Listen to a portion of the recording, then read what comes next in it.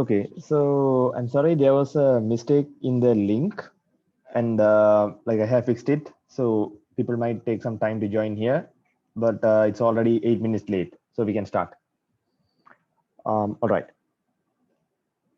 Hmm.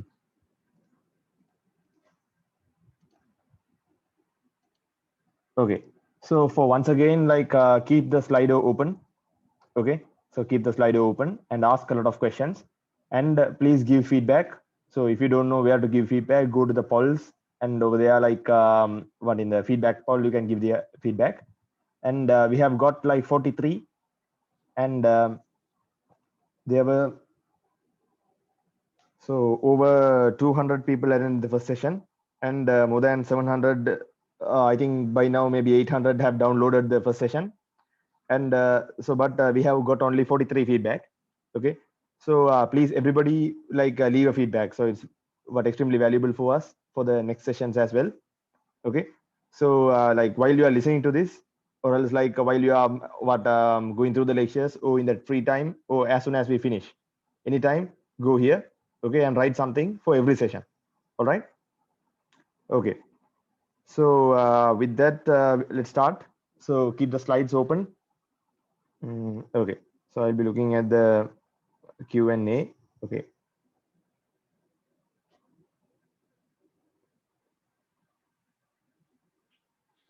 All right. So okay. So yesterday we saw up to we saw all this. Okay, the data types and yes, up to all that. And yeah. So let's start from here. So let's start with some common stuff. Okay. So the first thing is like avoiding latches. So what are latches? Mm, all right. Okay. So what are latches? So latch is something called something like this. So you might have studied in digital electronics. It's a combinational storage unit, an SR latch. So which means like it doesn't work at clock gauge. Okay. So like the output states. So we give the input in R and S. So usually like what we give to what are this set and reset, we call them. Okay. So and we take the output through here. And what we do is like so here's the truth table. So the truth table depends on the previous value as well. Okay, so yes, so it depends on the previous value as well. Okay, so the thing is like okay, what we want to know right here is latches are generally bad in digital design. Okay, so what is the reason? The reason is they are what level sensitive, so they are not edge sensitive. Okay, so that means they are combinational, they are not sequential. So we saw that like why we need a clock. Okay, so we want everything to happen at the clock gauge. Okay, so at one clock gauge and the next clock gauge and everything, because we know that is where we have to sample the signal. So the signal keep running through the chip, and they stabilize before the clock gauge. Okay, so we give enough time, that's called the clock period. We should give enough time for the signal to stabilize before the clock gauge, and then we sample at the clock gauge, we get the right values. Okay, so like with edge sensitive circuits, we know when to sample. Okay, but with the combinational circuits, we don't know. All right, so now because like what you can go back to the slide of the clock and you can see. All right, so what therefore if you create latches, it can lead to some problems like race conditions. Then there's something called metastability. So the metastability is like if you don't give the input signals properly, like it goes into metastable state. Okay, and it's not efficient also. So we don't like latches in general. So but the problem is like due to some yeah, so due to some mistakes, like you might accidentally create latches. Okay, so what happens, like for an example, in combinational signals. Okay, so in combinational signals, if you write if and else. Okay, so like in combinational loops, if you write if and else, and if you skip the else part. Okay, so you say like if cell b equals a. Okay, so what happens if cell is not true? Okay, so if cell is true, then b, this happens. If cell is not true, what happens? So if cell is not true, the B has to hold its value, right? So that's a latch, and there is no clock here. So that's a latch. So in that case, what we can't do this. All right. So don't do this one. Like and be very careful. Like when you are doing combinational signals, you have to give like else statements, and you have to give the like the wires. You have to assign them under each statement. Okay. So otherwise, you might accidentally create a latch. Right. And especially in your case statements. In case statements, you need to have a default. Okay. And in the default, you have to in each case statement, you have to assign all the signals. Okay. So or else like after all the case, you can write a common statement. Okay. So when you write a common statement, it becomes like the default. If nothing happens, that happens. Okay. So anyway, like beware of this else. All right. So that helps you avoid the latch, and you can look at yes. So if you do this one, you will create something like a flop and latch here. Okay. So and you will get a warning, a synthesis warning. This does not result in a combination logic. Okay. So inferring a latch. So it always gives a warning for latch inference. Okay. And watch out for that. So right. And if you like if I comment this out and say else b equals 0, okay, so something like that, then what happens is like at the end you get a what yeah, so at the like it becomes a lookup table. Now what do you want? What if you want to hold the value of b inside? Then you need to put a register. Okay, a register, a flip-flop, always ff, so that works at clock edge and holds the value. Okay, so yeah, so do that. Don't use latches.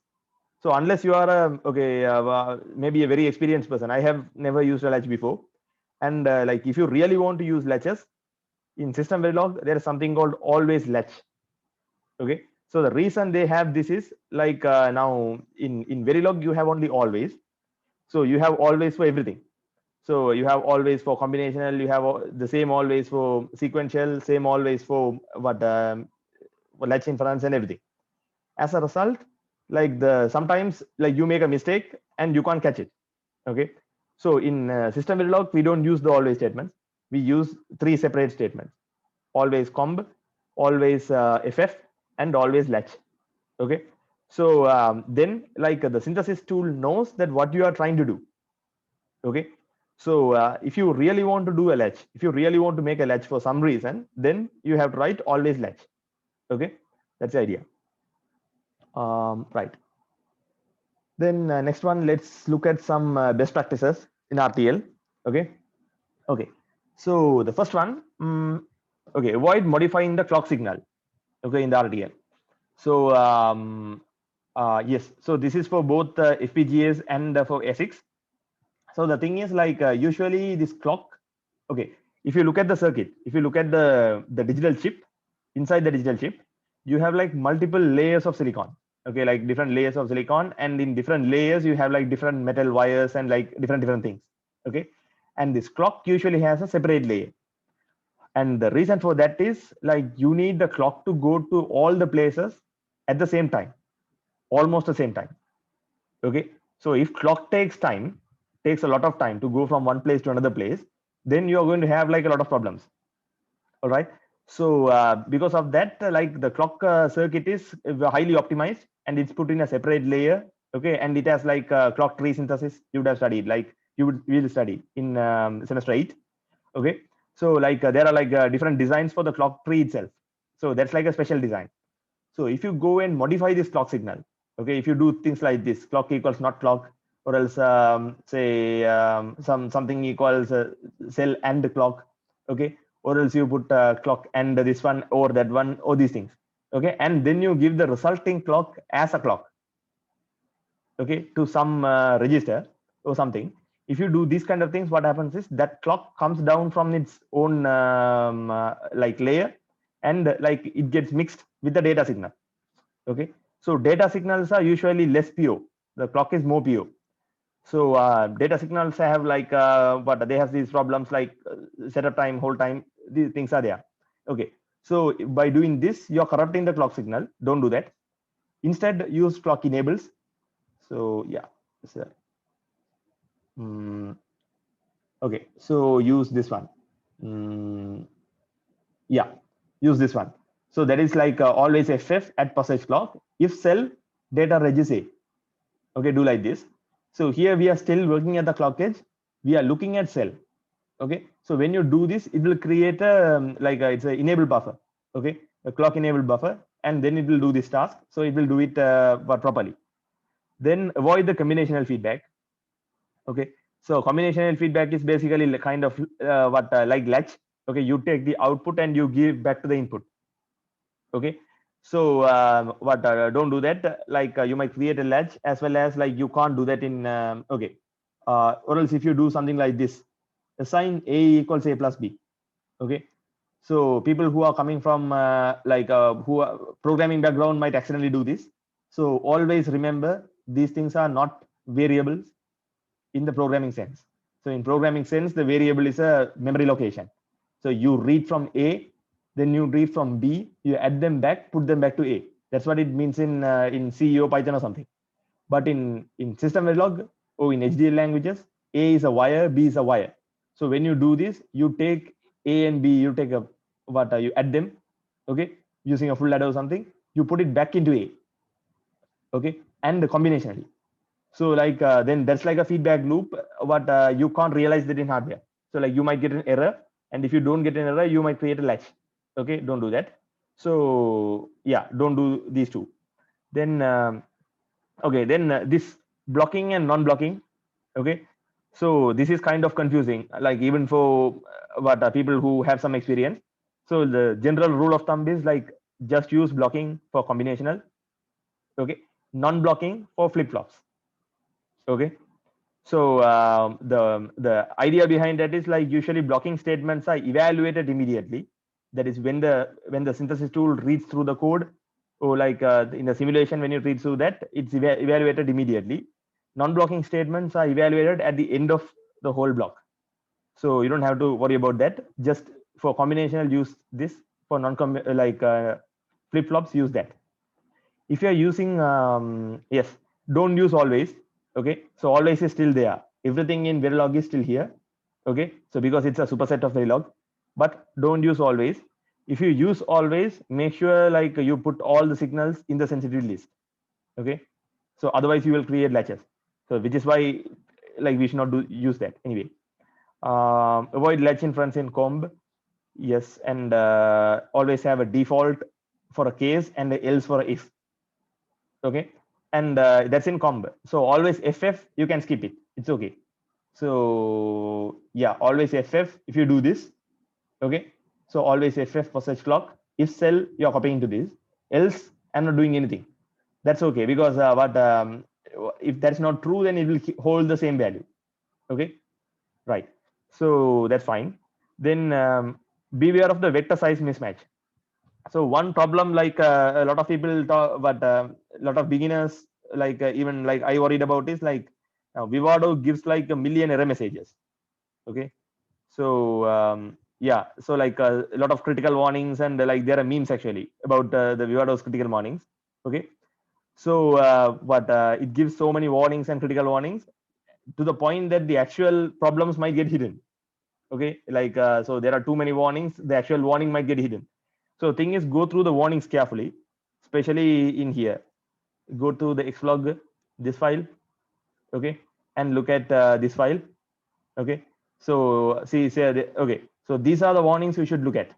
Okay, size mismatch for mixed language board association. Okay, so this means in this particular line 38. Okay, I'll show you.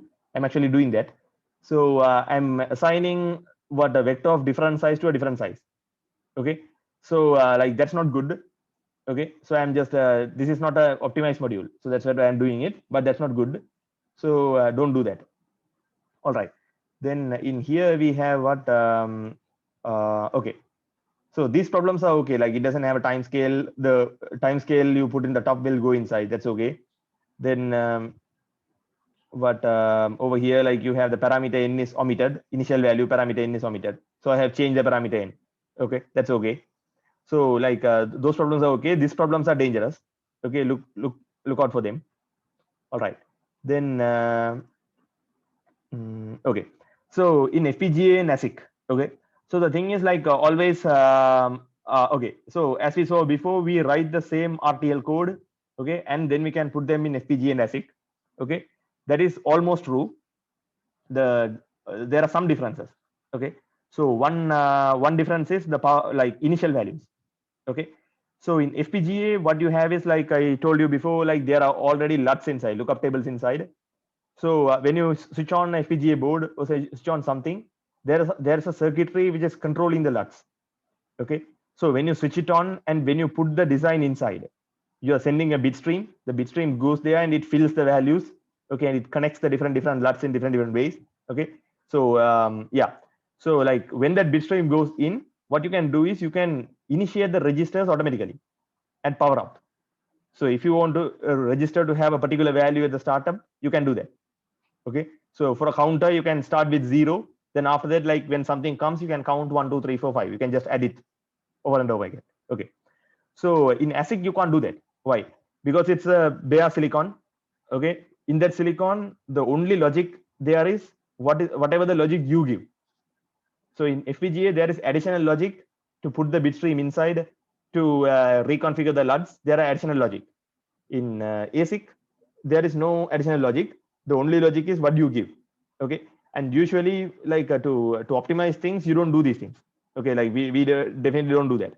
So what happens is, what if you want to okay, so to initialize something in FPGA, what do? You write something like this. So in the code itself, logic something equals this. Okay. So this is a wire or a register. So it's most likely a register. Okay. So yeah, it's a register. So in a register, when you write like this, what happens? That will be the initial value of the register. Then after that, you can say, you can assign in always FF, you can for word, you can assign something else that will get changed. Okay. That will be the starting value. Then okay, so this is multi-dimensional arrays. I will show you in the next one. Right. So you can do that. So in ASIC, you can't do that. So instead, what we do is we use something called reset n. So that's a global reset. Okay. And this reset is usually like asynchronous. So that is like it doesn't come with the clock. Okay. So like synchronous means post clock. Inside here, you say if cell, this one. This is so synchronous. Okay. Then this is asynchronous. Okay. So like this reset n and the clock are independent. Okay. So why do we give negage? So the negage is because like on the when the chip powers up, initially the reset is 0. Everything is 0. Okay. They don't have power. But then like when you give the power, like the power rises. Okay. And you like everything becomes so like the things become 1 and stuff. So then you can give the reset and it becomes 1. And when reset becomes 1 only, your circuit starts working. Okay. So like that's called an edge reset. So if it is a post-edge reset, what happens is like when reset goes down, 0 only, your circuit start working. So we don't do that because in the beginning, reset is not 0 anyway. It's not 1 anyway. Okay. Because there's no power. So reset is going to be 0. So that's why we use the negage. All right. So negage reset. Yes. So this is what you do in ASIC. Okay. But the problem is like okay. Now these are global asynchronous active low resets. Why is it global? The same wire is given to all the registers in your design. Okay. So that's like the same wire goes everywhere. That's called a global reset. And from outside you like give it 1, and suddenly everything becomes like everything will reset. Okay. So yeah, this is what we do in ASIC. And in ASIC, usually for reset, there's a separate layer, and that is also optimized. Okay, just like clock. So the clock and reset are special in ASIC. So because of that, like now that's okay, that's fine. But in FPGA, what happens is like don't do that. Global resets are expensive. Okay. So why? Because like if you connect the same wire to all the registers, then in FPGA it has to what it has to manage the paths and everything. Okay. As well as like you don't need to do that. This is easier in FPGA. This is easier and more efficient. Don't do that one. And if necessary, use synchronous resets. Yes. So there is yes. So if you really want to use a reset, So when do you want to use a reset? Like if you want to reset something in the middle of the operation, then you use synchronous resets like this. If reset, then you change the value like this. Okay. By the way, the people who are doing ADS, Advanced Digital Systems, from our university, I think you will have to do this way even for the FPGA. Okay, because like I think they are like what you are learning the methods of doing ASIC. Okay, on the FPGA. So like if that's the case, then the lecturer might expect you to do this one. All right. Yeah. But if you are doing any serious FPGA design, don't do that. Okay. And right. Okay. So now let's start with our final example. Okay. So this is matrix multiplication. Let's see if there are questions before that. Yes, there is one. When will be the final session? What the hell?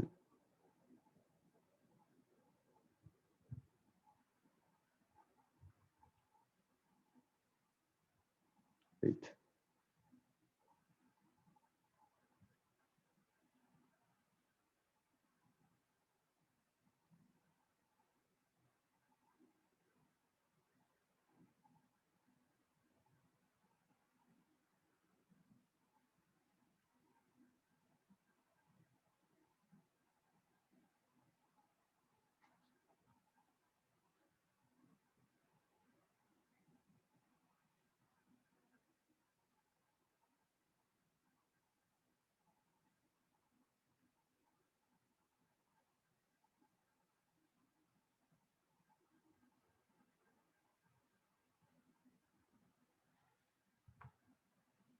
Okay, so let me put a message in Slido as well. Hmm.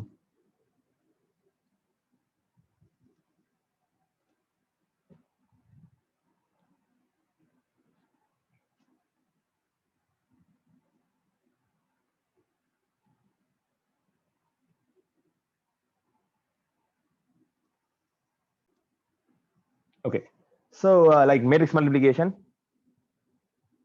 Okay, so if I give some other parameter in the sensitivity list, like always at all, not within the always block, will it reduce the performance? Okay, so I am not sure about that because I have never done that. So the idea of a sensitivity list is like now it checks. So basically, you want to whatever inside the always block, you want to change it. Okay, when these things happen. All right. So when yeah. So when those values change, you want to change the result.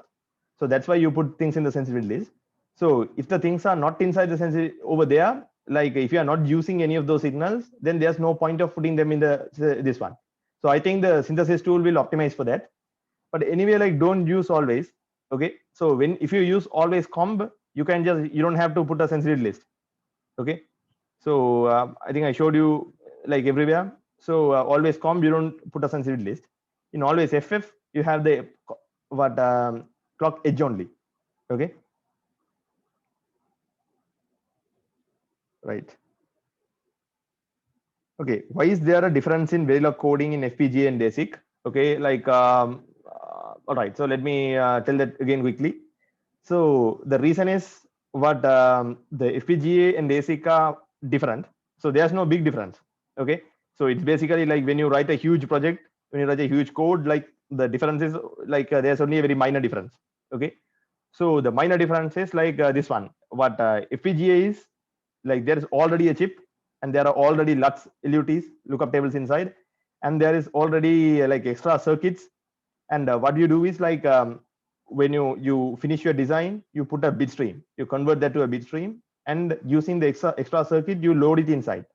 Okay, so that bit stream goes in, it goes to each and every lookup table, and it fills the lookup tables. Okay, and it fills the switches. So that's how you connect different lookup tables, and that's how your design gets implemented in an FPGA. So the idea is there is a circuitry around your circuit to like set up your circuit. Okay, so because of that, you can give initial values in FPGA, and that is more efficient. You can just give initial values, that circuit will take care of that. But in ASIC, like there is no extra circuit. Okay, ASIC is blank silicon. There is nothing, just silicon. And on that blank silicon, you are putting your own design. So when you write your own design, own gates and everything, it's going to create actual gates there using what like it's going to put transistors and everything, and it will create only the circuit you want, no extra circuit. Because of that, you can't actually initiate any of your registers. Okay, so now there is a reason. So then you need to have a reset signal, a global reset signal to do that. Okay, so that's why there's a difference between this and this. Okay, then we will, okay, let's go into matrix multiplication quickly. Right, so now okay, so this is the idea of this one. Why I'm doing this is like okay, so two things. I want to introduce this concept of multidimensional arrays. Okay, so SystemVerilog has multidimensional arrays. SystemVerilog has multidimensional arrays, which is very useful. Okay, so I'm going to show that one, and then I will show like stuff like how to abstract a certain design. Okay, so how to, yeah, so with that let's go into that. Okay, all right, so the idea is like yes, okay, so this is a matrix, A matrix and a B matrix. So let's say like we want to calculate these two and we have to find the C. And to keep this simple, what I'm going to do is I'm going to take square matrices. So A is a square matrix, B is a square matrix, and output is going to be this one. Okay, and also I'm going to take that the number n, the size of the square matrix is a power of 2. Okay, so these are assumptions I'm taking to keep things simple, keep the code simple. But like if they like so the design will conform to this assumption. Okay, so now like there's A matrix, B matrix, you multiply and get a C matrix. That's the idea. So let's see how matrix multiplication works. So you know, like let's say in A matrix there are two dimensions. Let's call this dimension I and this dimension K. Okay, this axis I, this axis K, and B we call, let's call this one K and this call this J. Okay, so what you are doing is like you are taking one row from here and you're multiplying one column. Okay, you are taking the dot product between this row and this column. What is dot product? You are multiplying this element with this element, this element with this element, first one with first one, second one with second one, like that. Okay, and yes, okay, you are like doing that, and then the output of the multiplication, you are going to sum them up, add them up, and that is going to be the value of this element. Okay, so now look at it again. This is A, and this is ith row. Okay, I, this is ith row, and this is B, this is jth column. Okay, so ith row has k equals 0, k equals 1, like that, different elements. Okay, jth column has k equals 0, k equals 1, like different elements. So that's why I have given k here, right? So then we multiply those k elements at like together. This element with this element, this element with this element, we add them, multiply together, we add them up, and that is the result Cij. Okay, so Cij is basically the dot product between ith column and ith row and jth column. Okay, Cij. Now this is just one value, one number. Like this, we have to do for all the rows and all the columns. Okay, so that is like you have to, this is one number. Like this, you have to calculate the entire, all the numbers. Okay, so if it is an 8 by 8 matrix, then it's a 64 numbers you have to calculate separately. All right, so I'm going to okay, so we are going to like I have shown you here a matrix multiplier which is completely fully parallel. Okay, so fully parallel means it does everything at once. So like and this is not the optimal way to do it. Okay, so like I have sent you some references. In the references you can see there are some optimal ways where like you do block multiplication. Okay, you take a big matrix, you break it into blocks and you multiply them together. Okay, so that's kind of more efficient. Okay, so here I'm just showing you this one. So this is a fully parallel implementation, and in fully parallel implementation the whole thing happens at once, which means every clock cycle we take one full A matrix and one full B matrix. Okay, so how many values we take? We take we take 128 bytes in every clock cycle. Okay, and we give out 64 bytes every clock cycle. Okay, so that's what we are going to do.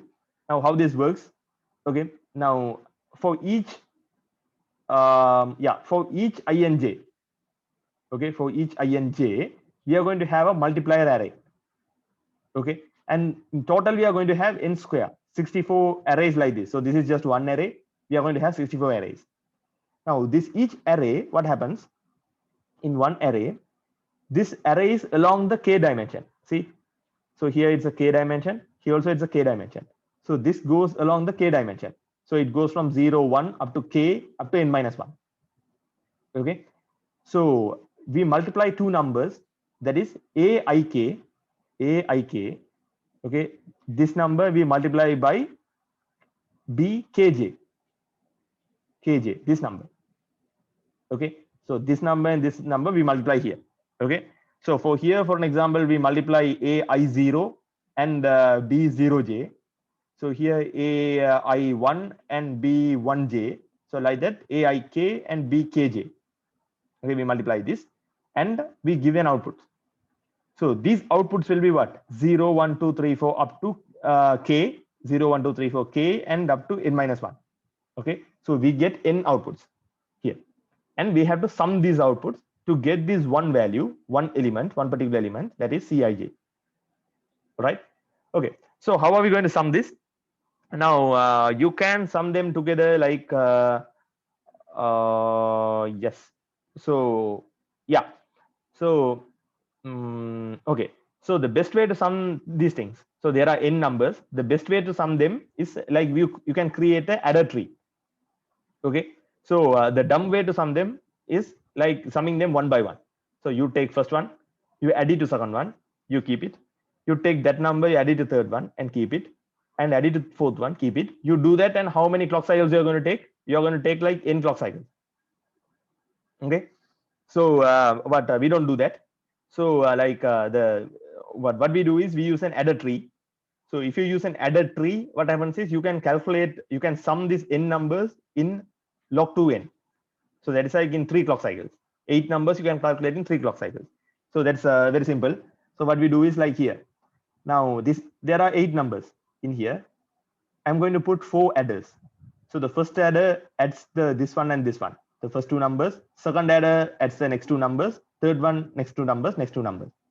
Then in the next stage of the adder tree, I'm going to have only 2. So like the inputs are 8. First I'm going to have 4, then 2, then 1. Okay, so I'm going to go by 2 by 2 by 2 by 2 like that. Okay, so next one is 2 adders, and there are 4 outputs here. From the 4 adders, I'm going to add them using 2 adders, and I will get 2 outputs.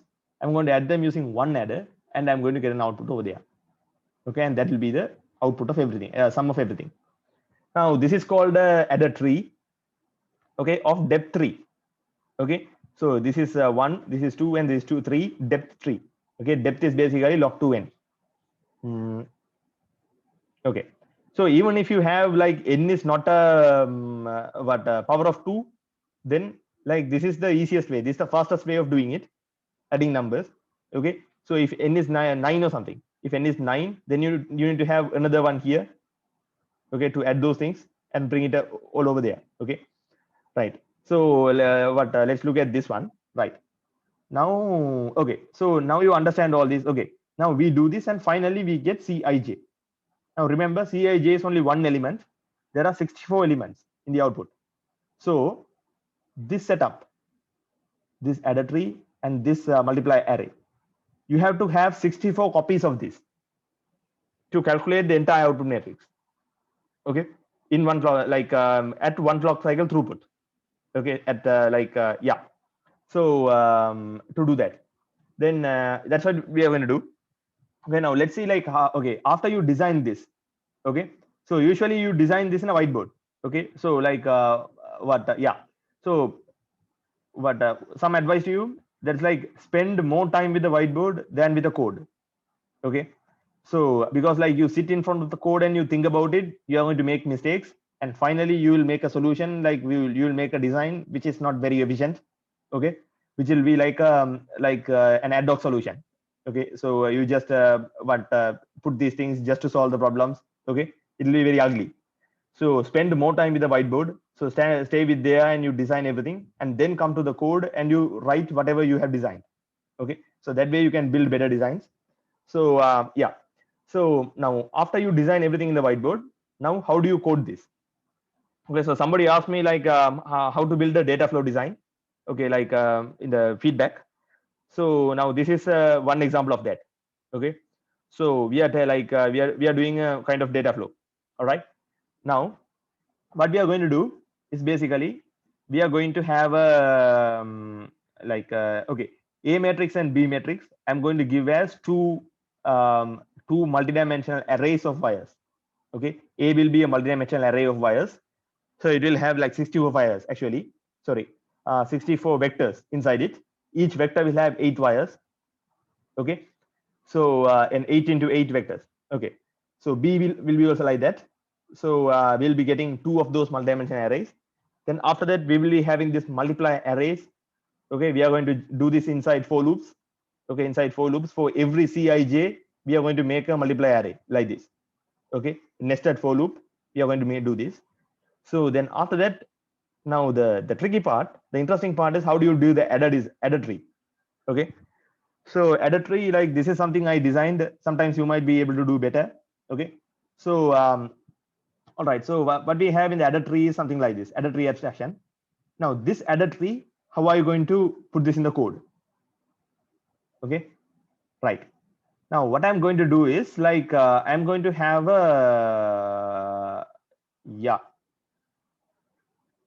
Okay, so I'm going to have this okay, I'm going to declare a grid of wires.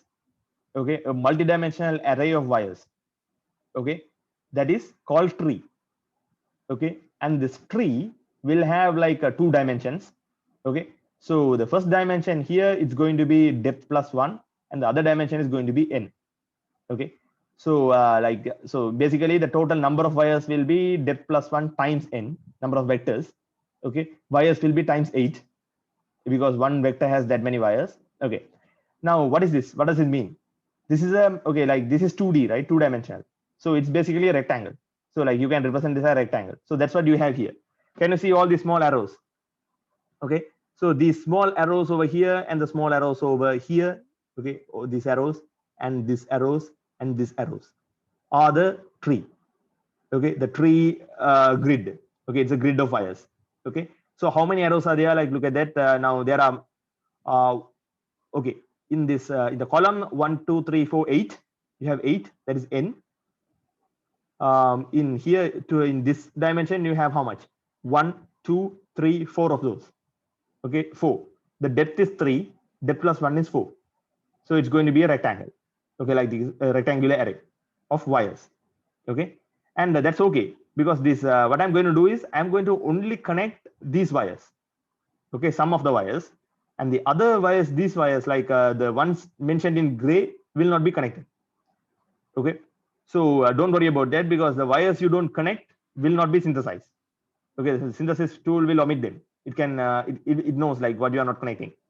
So then so that which is why I'm doing a rectangular this one and connecting it triangularly. Okay, right. So right, so after doing that I declare this one. After declaring that, what I'm going to do is now look at this carefully.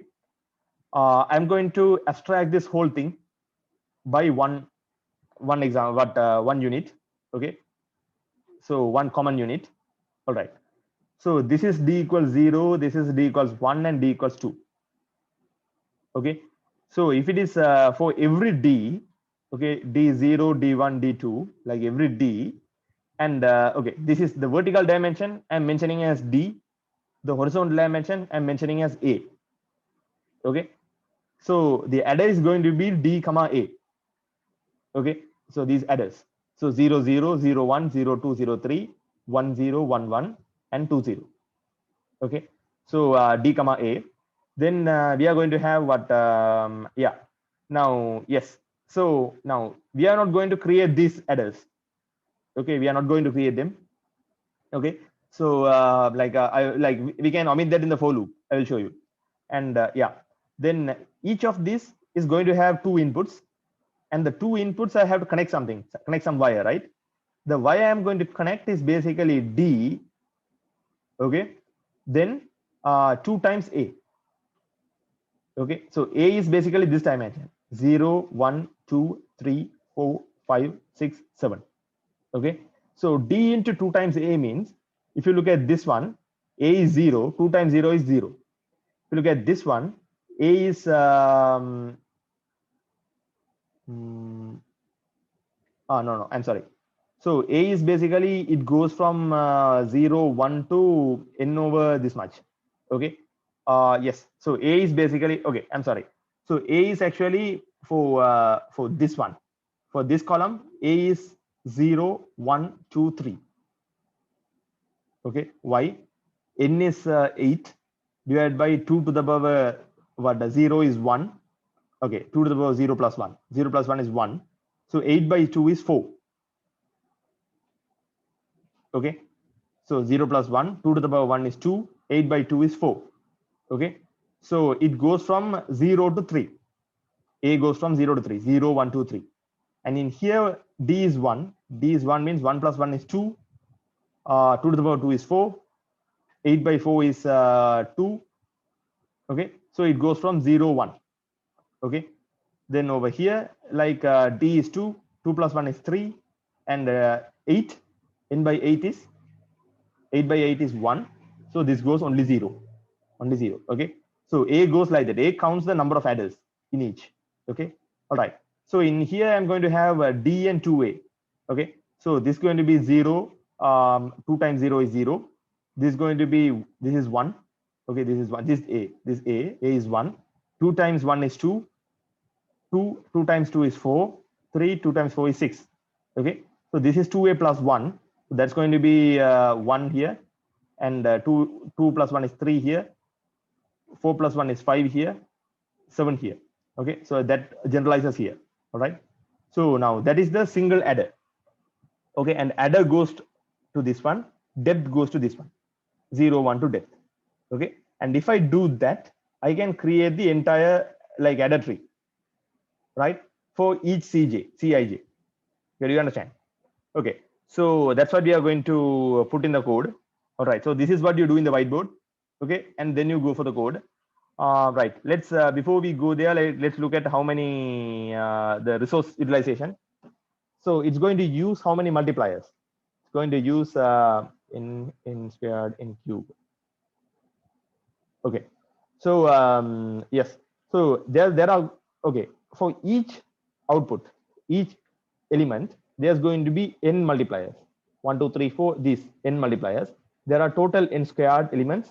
So we are going to get n squared times n is equal to n cube. Okay. And 8 cube is, I think, 512. Yeah, 64 by times 8. Okay. And then we have adders. Okay. So adders are going to be in here. Okay. It's going to be what? Yeah, I typed this. They should be correct. I'm not sure. Like, okay. So now if you look at this part, this one means this one. Okay. And what log 2n is what, a 3. Okay. So 3 into 8, 1 over 4. So that's going to be what? N is 8. Then 8 into 3 is 24. By 4 is 12. Plus 1 is 13. 3, 4, 5. No, I think I made a mistake. That's like 8.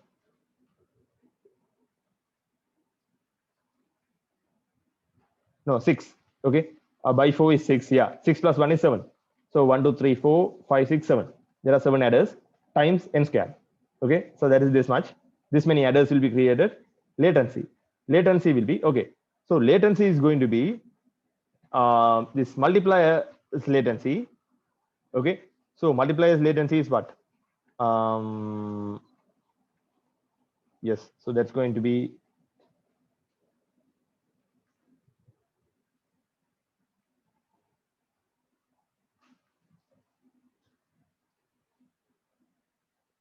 okay. So multipliers latency over here. Okay. So because like there's only one multiplication. After that, the adder has a particular latency. So one adder, two adder, three adder. Okay, that's log 2n.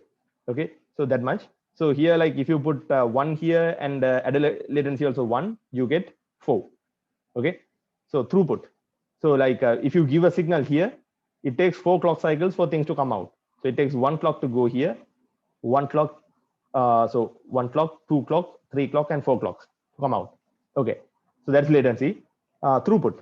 So throughput is going to be like you are going to every clock cycle you are going to send something, send A and B. So and you are going to send two matrices. So that's 64, 64, 128 bytes, and you are going to get one matrix of 64 bytes as output. Okay, so that's okay. So all this you can do in the whiteboard, and then you go to the code. Okay, so when you go to the code, yeah. So let's get the this ones. Okay, so right. Okay, so as I said, like A and B are going to be what multidimensional wires. Okay, so what I'm going to do is now see, this is our module. From outside, I'm going to give a single dimensional wire. Okay, A is going to be just a vector, and inside I'm going to convert that to a multidimensional wire. Okay, because it's easier to manipulate multidimensional wires. Okay, in these, and then I'm going to do all that and get it out as a single dimensional like a vector. Okay, so now you might ask, why are we sending this as a single dimensional wire? Can't we send it as a multidimensional wire from outside? Okay, so why are we using a vector here? Okay, so the reason is I'm going to show you later over here. Okay, so the thing is like in Xilinx, if you are going to put this design in Vivado, if you are going to put this design in a block diagram, the block diagram doesn't accept SystemVerilog. Okay, so in the top level, so inside you can have SystemVerilog. Okay, in the hierarchy you can have like different SystemVerilog modules inside, but you have to create a Verilog wrapper around it before you put it on the block design. So the reason is I think like in Vivado, like they haven't found a way to like have multidimensional ports. Okay, in the block diagram. So all the ports have like single dimension. Okay, so that might be one of the reasons. So because of that, they want you to make a like Verilog module, and Verilog doesn't support multidimension. So because of that, when you give the output interfaces, you keep in one dimension, but inside it's easier for us to work with multidimension. Okay, so I'm going to do all that, so you can see what happens here. Okay, so this is the A flat, B flat, C flat. Flat are the like vectors, okay, vector arrays, and we give yeah. So the width of this array is going to be n times width, that much width, and it's a little endian. Okay, so we are going to have 3, and the output is C, and it's going to have the same size, and we given clock input. So I'm not having any kind of what do you call this back pressure. Okay, that's like valido, radio, handshakes, or anything. I'm not going to have here because to keep the code simple. But if you are going to like actually do this, you have to do all that. Okay, right. So right now, whether it's valid or not, you just multiply and give it out. That's the idea. Okay, so in here, okay, you get 3 vectors inside.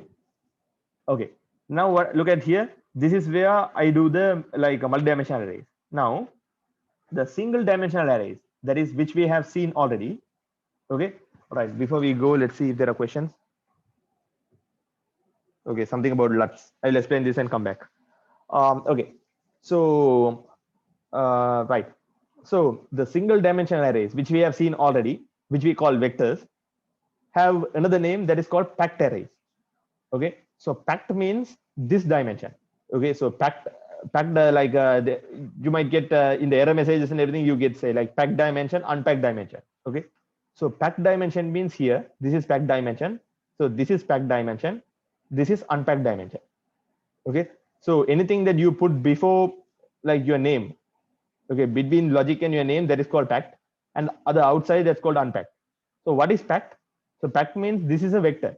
Okay, this is like each of this is a vector.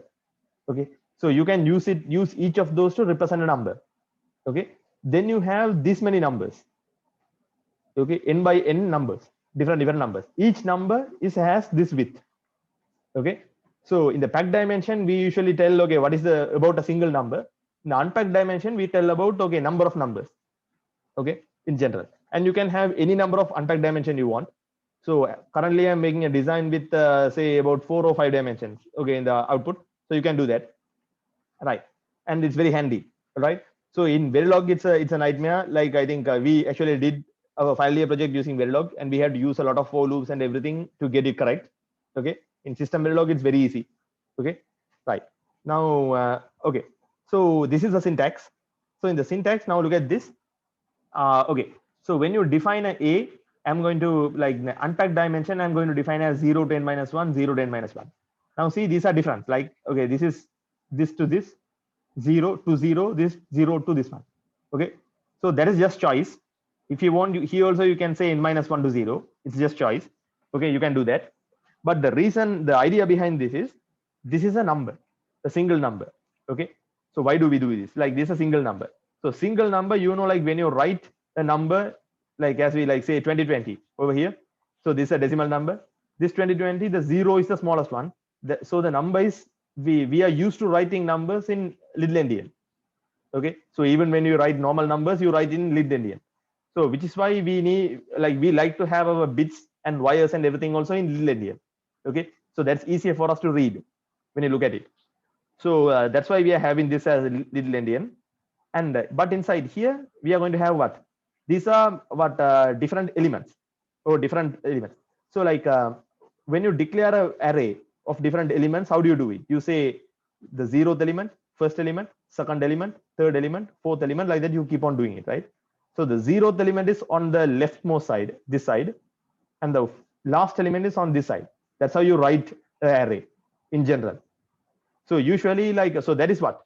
That is like the 0 is here and the bigger number is here. So that's why we are doing it this way.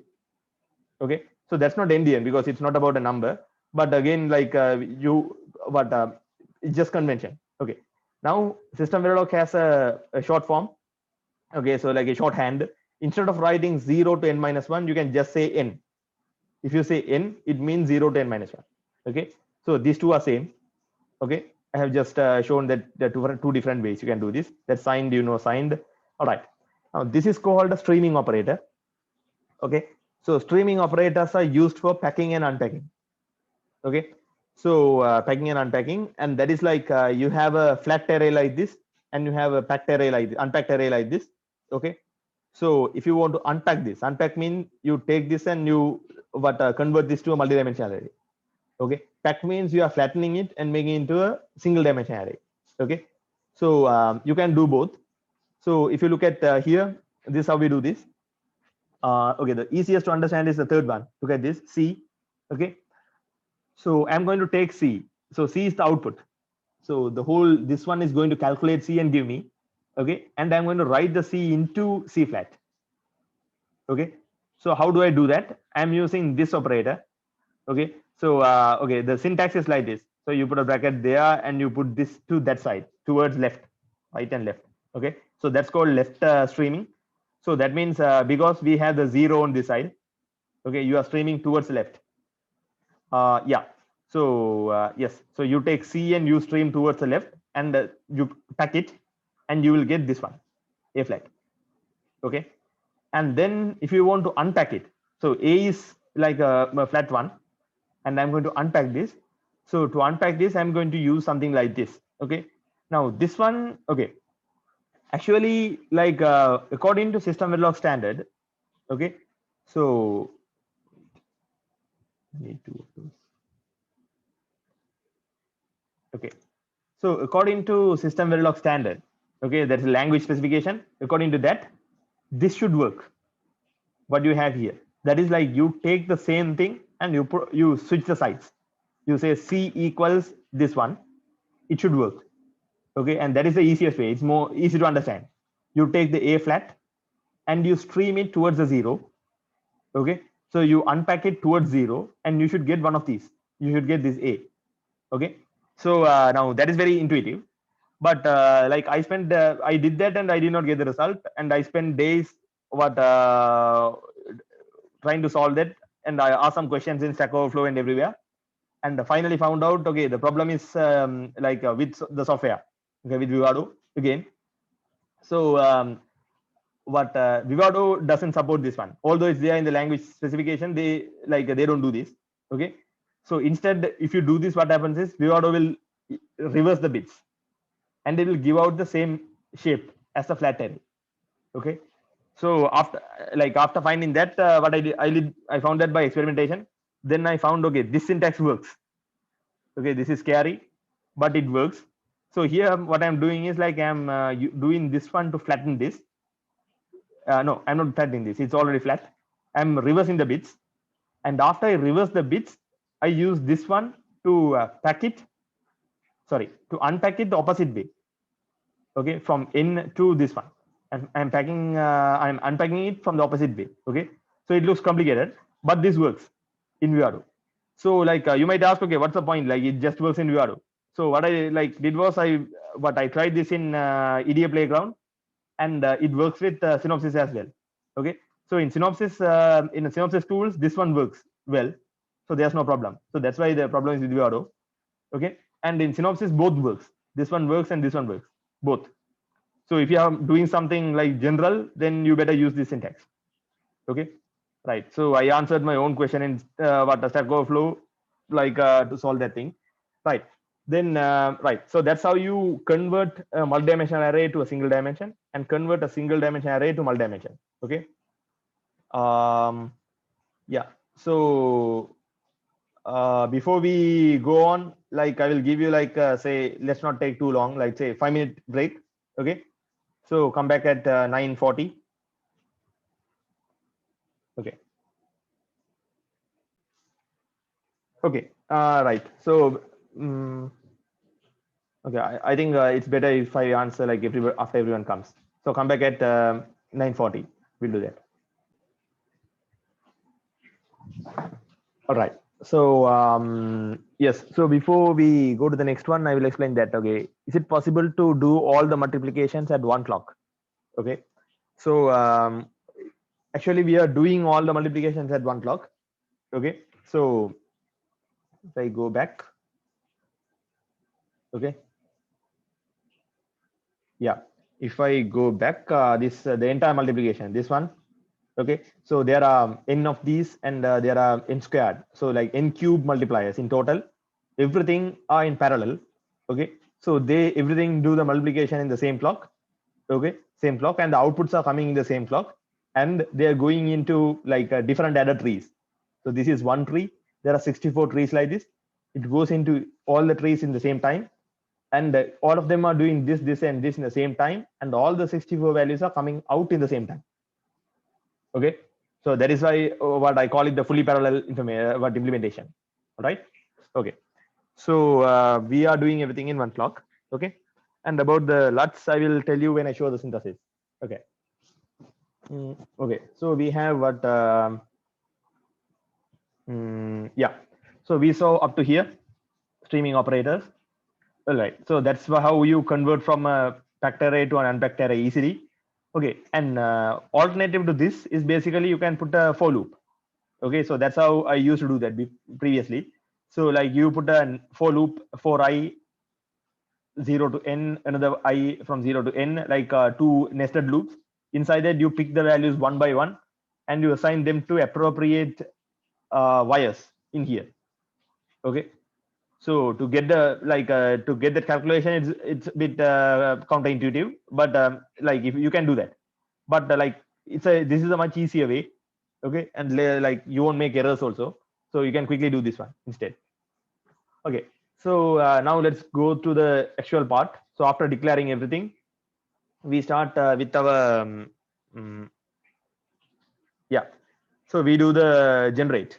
Okay, so inside the generate loop only, we are going to do all the adders, multipliers, and everything. Okay, so inside generate we have okay, so first one, we are having a nested loop.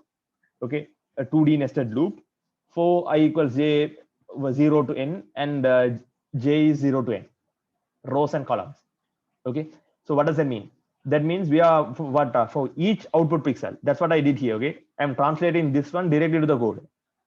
Okay, so now the diagram I have drawn here, this diagram is for one ij, for one Cij, and as I told, there are for each and every Cij, there is like one separating like this. There are 64 sets of things like this. Okay, and that's what I'm doing here. So for like for I and j nested loop. So inside this, whatever I have inside this is basically what I have represented here. Okay, so first the multiplier part, then the adder part. Okay, so this is the multiplier part and this is the adder part. Okay, so yeah, so I have like only one, and that gets I create 64 copies of those, right? So now let's see this one, depth. Okay, so local param depth is c log n, so you can actually put this depth outside. This is better. Okay, so like local param depth is c log to n. Then after that we do logic. Okay, sign this one, right?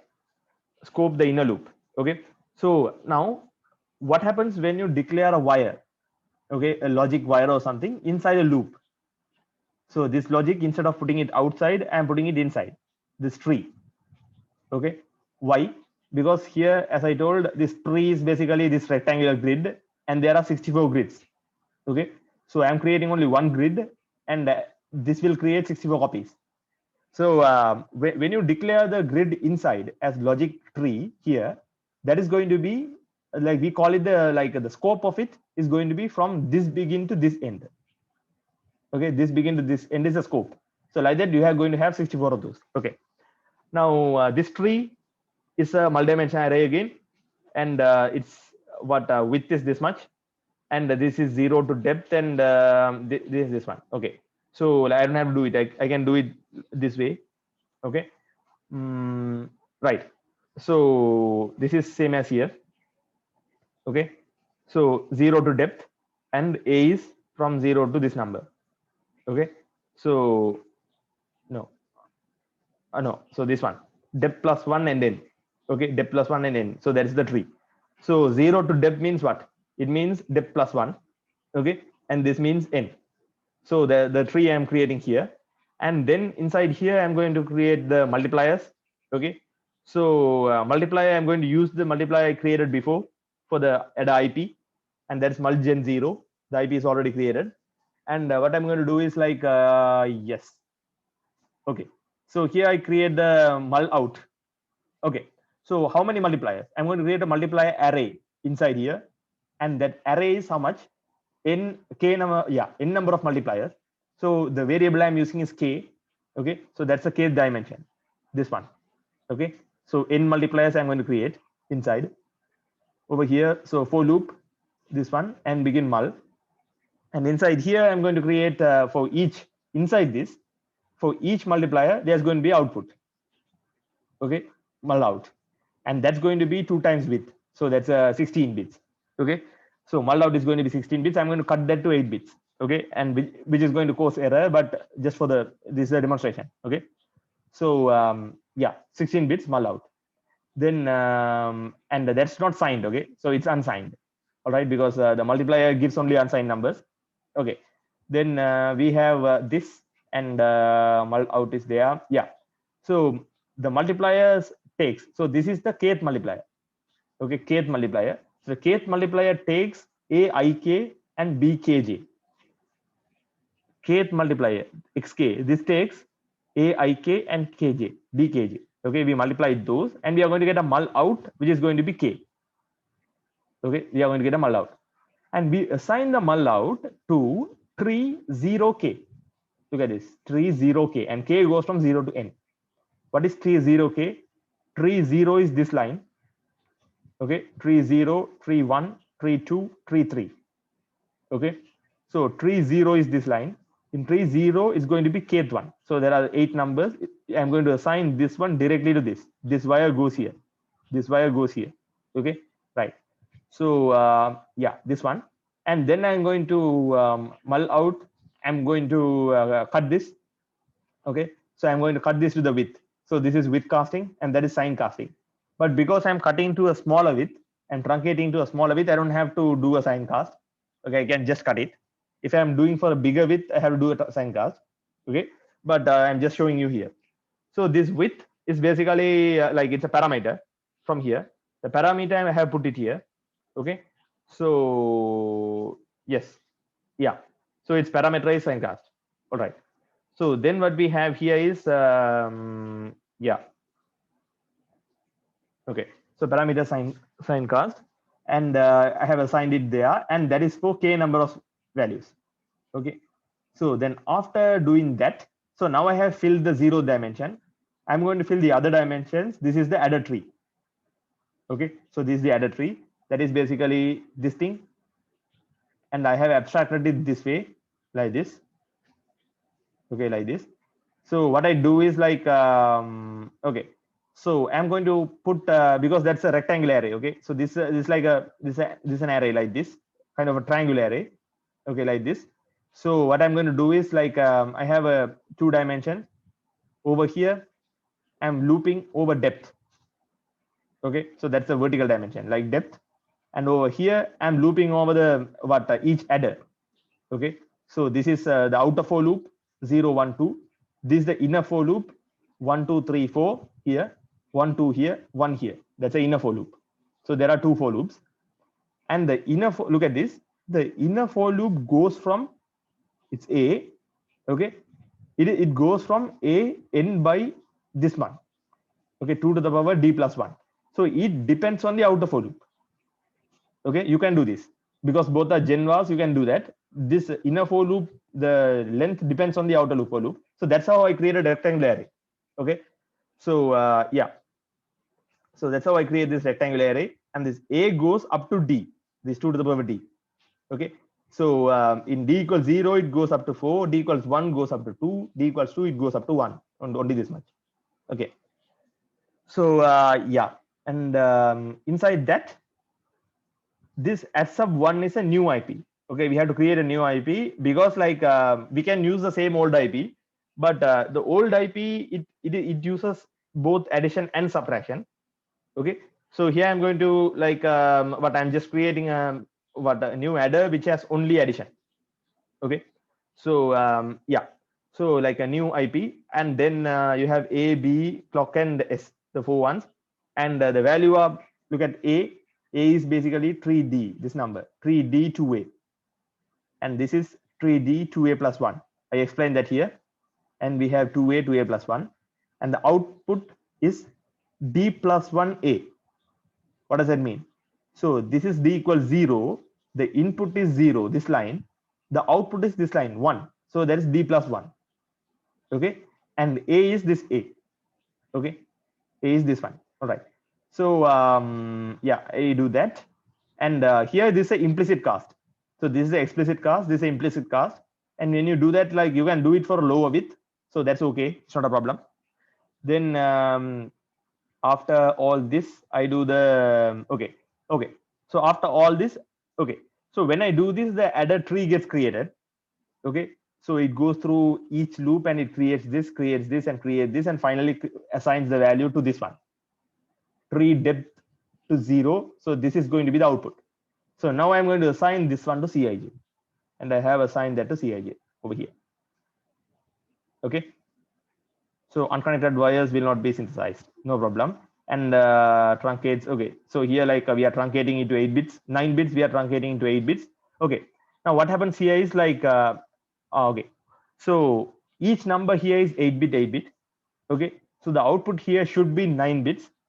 Okay, the 9 bits comes in right here, and these are 9 bits, 9 bits. You add two 9-bit numbers, the output should be 10 bit. Sorry, this is an 8-bit number, sorry, 8 and 8 is 16 bits.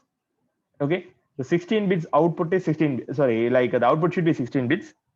If you are doing it right, this should be 16, this should be 16. Okay, if you add two 16-bit numbers, the output will be 17 bit here. If you add two 17-bit numbers, the output will be 18 bits here, 19 bits. So your output, like if you don't want to lose any information, okay, you are going to have 19 bits in your output. Okay, so that's for an example. If you want to multiply now this assigned 8 bits, so that is 127. It's the biggest number. So you multiply 127 and 127. If you have an array of 127s, everything, and you have another array of 127, if you want to get the output correctly without any problems, without any truncation, you need to have 19 bits here. Okay, but then the problem is you have to create different IPs of different sizes. Okay, because the problem in another problem in Viado is like we have to create each IP of each size.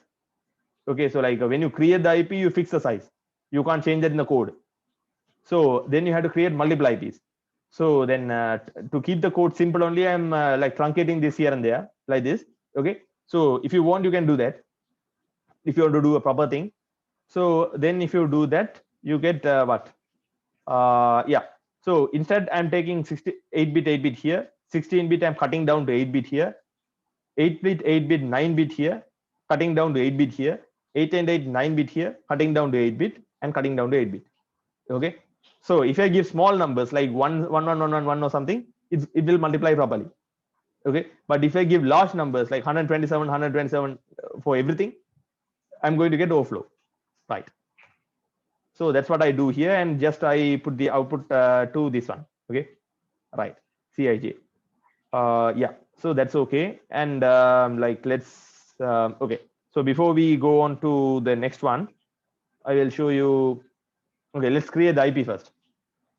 Okay, so you know how to create the IP. Just go to the IP catalog. We are creating an adder.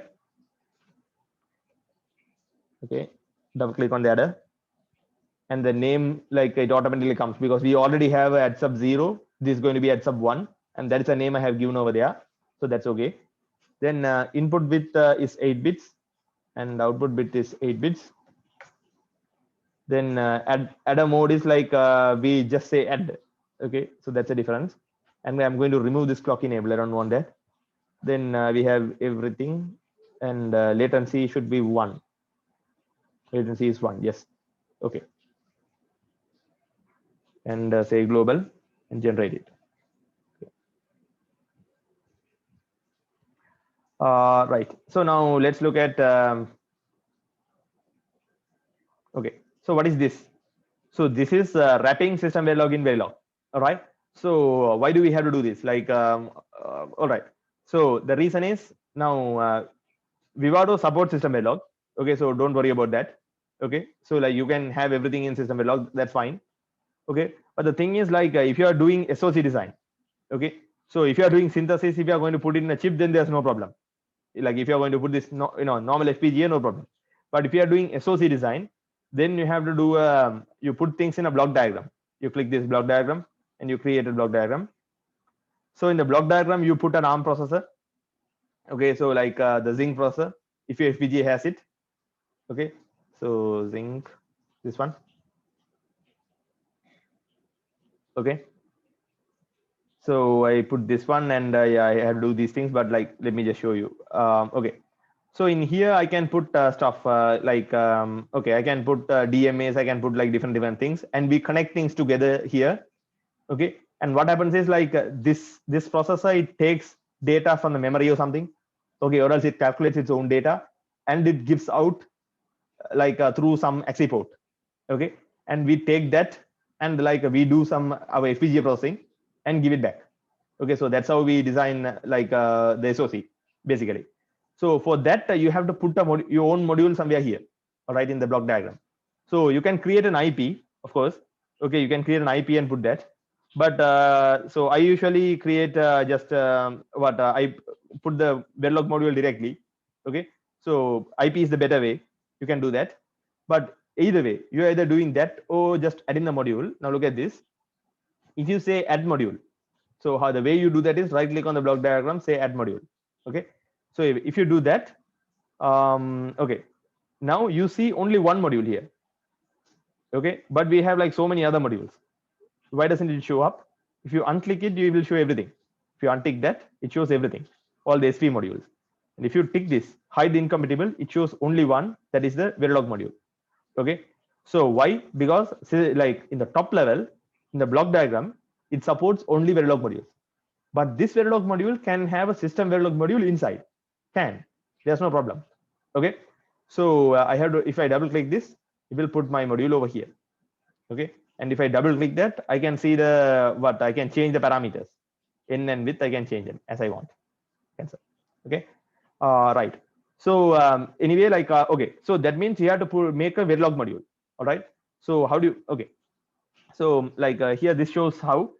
Now the outside we have a Verilog wrapper. That's the top module. So inside that you can have any number of SystemVerilog modules, and this okay. So the sub modules, sub modules, all can be SystemVerilog. The blue ones can all be SystemVerilog, no problem. But because the output wrapper is a Verilog module, you have to give a unpacked array from outside, and inside you can create multi-dimensional arrays, and you can send from one module to another, no problem. You can assign one module to another, like unpacked packed arrays. That's fine. Sorry, packed arrays. Okay, that's a mistake. This is packed. You have to give the packed array from outside, and inside you can have a unpacked array. Okay, so yeah, packed means this, and unpacked means that, right? Yeah, these are packed and these are unpacked. Okay, so you can do this, and then what we do is like yeah. Okay, so okay, then right. Okay, so SystemVerilog is support for simulation and synthesis, so there's no problem. Don't worry about those. All right. Then how do you do that? You do it like this.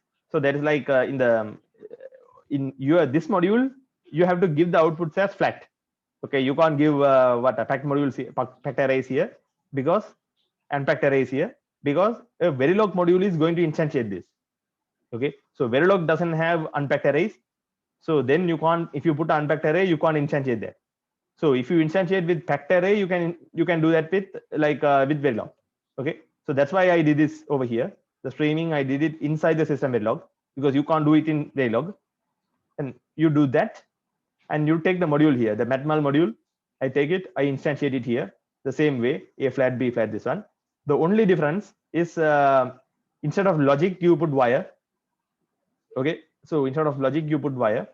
And other than that, there's no difference. Okay, the other difference is the dot star is not there. Okay, the wildcard instantiation is not supported, so you have to use named. Each and every signal you have to name it. Okay, right. So that's how you wrap it in Verilog, in the top module. Now, okay, so let's go for simulation. So test bench. So before we explain the test bench, let's see if anyone has questions. Yeah. Again, what is the use of a generate keyword? Okay, so generate keyword is used to okay, so you have these for loops in Verilog. Okay, in SystemVerilog, these for loops. The for loops we use in simulation, okay, are not are called procedural. Okay, so they behave like the programming language, like a programming language. So and the problem with those is basically you use a integer here as your what iteration variable. Use an integer or use something else. The problem with that is that's not a constant. Okay, so you can change that anytime. All right, so that's okay for simulation, because you want to do that, you want to change it here and there, and you want to see how it behaves and everything. That's okay for simulation. But for synthesis, when you synthesize, the synthesis tool should know that there is a constant. Okay, so like these things are like it should be very specific. So because of that, like we use Genva, we don't use a normal one, and we put those all these the simulation, sorry, synthesis for loops and synthesis everything inside generate block. Okay, so this generate block is basically, it says you create, okay, if you are doing n number of copies. Okay, so if you are doing for loop, so if you are putting if or else or anything, you put everything inside generate. Okay, otherwise it will give an error. So that is to show that this is synthesizable for loop. Okay, and this is synthesizable like if else condition. Okay, so that's a way of telling the synthesis tool, okay, this is synthesizable. So that's generally the idea. Okay, what's the use of generate keyword? Okay, brief intro to AXI. Okay, AXI I will do maybe if you have time, I will do at the very end. Okay, so I haven't planned about that. Well, let's do it at the end. And wrapping and instantiation are different or same. Okay, instantiation means you are creating a module. Sorry. So when you define a module something like this, This is basically a template for a module. Okay, so it's not a module itself, it's a template for a module. Then you can make copies of this module. We call them instances. You can create copies of them through instantiation. So for an example, look at here. I am instantiating this what a multgen 0. So multgen 0 is an IP we created in Vivado. Okay, so there is only one IP, because like when you do that, it creates a template in Vivado, and using the template, I'm going to create k copies inside and I times j. So basically, I'm creating n cube. So if it is 8, I'm creating 64 copies from the same template. Okay, so that's called instantiation. Yes, so that's fine. And pack to unpack means convert 8 into 8 to 0 to 64 len matrix. Kind of. Okay, so there's a fundamental difference. The fundamental difference is like these are packed arrays, these are unpacked arrays. So if you look at that, you can see in packed arrays are vectors. Okay, so vector is just a length of wires.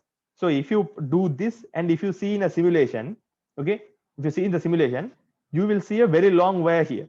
That is n into n is 64 times 8 is say 512. I think so. Yeah. Yeah. So 512, yes. So but it should be okay. So you will see a long number. Okay, in simulation, this one you see a very long number, and that's going to be what the value, okay, of this one. That's because it considers the whole thing as one number. The 512 bits as one number. Okay, so there's no difference actually. Like inside there are just wires. Okay, but it will be very difficult for us to deal with this. Okay, to loop through this and everything is very difficult. So what we do is we unpack them into something like this. So this way we tell it like we have this idea, okay, this is going to be one number. There are n times n numbers inside, such numbers. So there's like one number which has 8-bit wide, and we have 8 into 8, 64 numbers like that. Okay, so then like when you look at in the simulation, if you run the simulation, you will see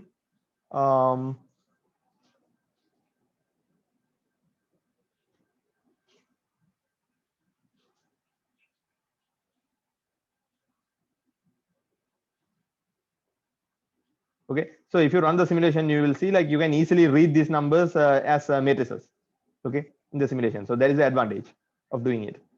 So there's actually no difference inside. Okay, so let me go through the simulation quickly. Okay, so yeah, right. So here I'm introducing some ideas. So first thing, I'm going to build a big matrix, sorry, big class. Okay, previously I gave a small intro to the classes. So I'm going to build a big class here, and the class is going to have a function inside, a static function inside. And then I'm going to use that to do my simulation. And I'm going to show you this display, print something in the console, and then I'm going to show assert.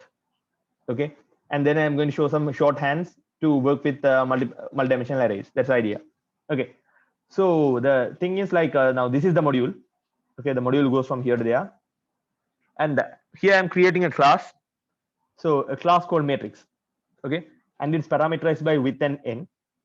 And yes, so and here inside the matrix class, I'm putting a type def. Okay, I'm keeping empty. Okay, because I don't want to like write it again and again. So that is signed this width with this width n into n. Okay, so that's one matrix. The matrix I call it empty type, and empty type I'm creating data. Okay, a variable, and that is the what it's a random variable, rand. Okay, so when I say randomize, this will get new values. Okay, and I'm going to constrain this. Okay, so I constrain this to have C. Okay, so for each. Okay, so this for each is basically same as where do I show that? Okay, like this. Okay, now look at this one and this one are similar. Okay, so if I say for each data ij, it is same as telling for what this one goes like, say here for each data I comma j. Okay, so here I put something. Okay, this is same as I say for I goes from I equals 0, I less than n, I plus plus. Okay, then I say for int j equals 0, j less than n, and j plus plus. So this n is basically the length of this first dimension and the second dimension. Okay, first dimension, second dimension, and I say something. Okay, and I say okay, data ij, data I, and data j. So this is same as this.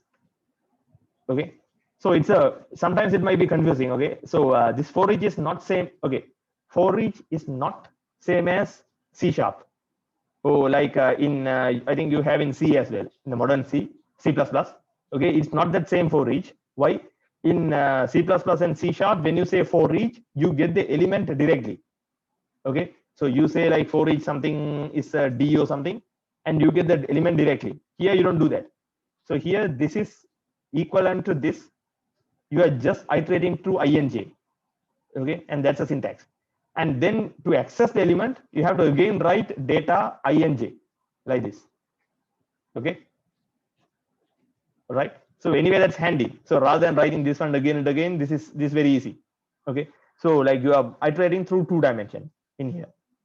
And if you want to iterate through only 1 dimension, say only the jth dimension. So if you want to do something like this, okay, if you want to do something like this, if you want to get everything,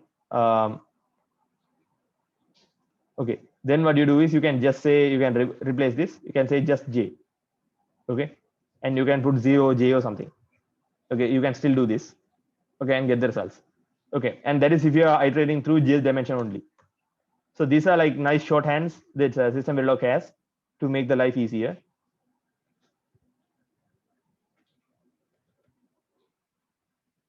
Okay, so yeah, so that's what I'm doing here.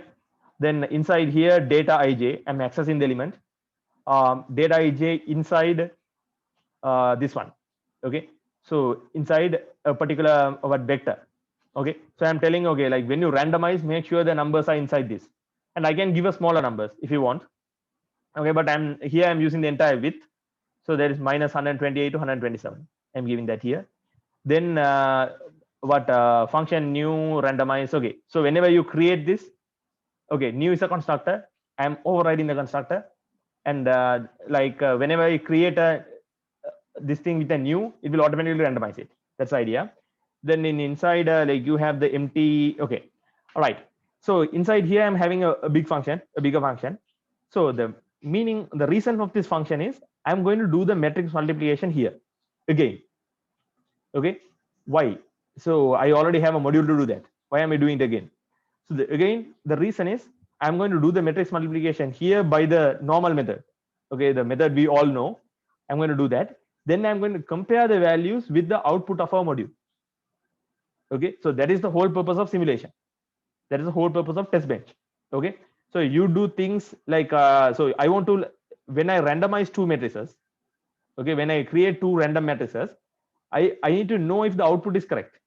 Okay, so what I do is I'm going to multiply them here in the normal way, and then I'm going to compare that output with the output of what the like our module. Okay, so that's what I'm doing here. Then yeah, so static function empty. Okay, this is basically the output type. Okay, so like void, like a void string and those things, like this is empty. Empty is a type def, so it's going to return a matrix. Okay, so it's going to return a matrix, and then yeah, so empty m1, empty m2. So I'm going to give 2 inputs, and then I'm going to create a new matrix here. Okay, empty out. I'm going to define a new matrix, and I'm going to return it here, return out. Okay, right. Then for each out ij. Okay, so I'm doing the same thing for each out. I'm looping twice. Okay, like I'm putting 2 nested loops. Then begin. Integer signed sum is 0. So integer is a 32-bit logic. Signed, when I say signed, why I'm taking a 32-bit? To make sure like the what yes. Okay, so I think I shouldn't do that. Okay, I will change in the slides. So because if I do that, then this will be more accurate than the module. This might become more accurate than the module itself. Okay, we don't want that. But okay, so if you want to like make sure there is no error, then you can use the integer. So that's a 32-bit number.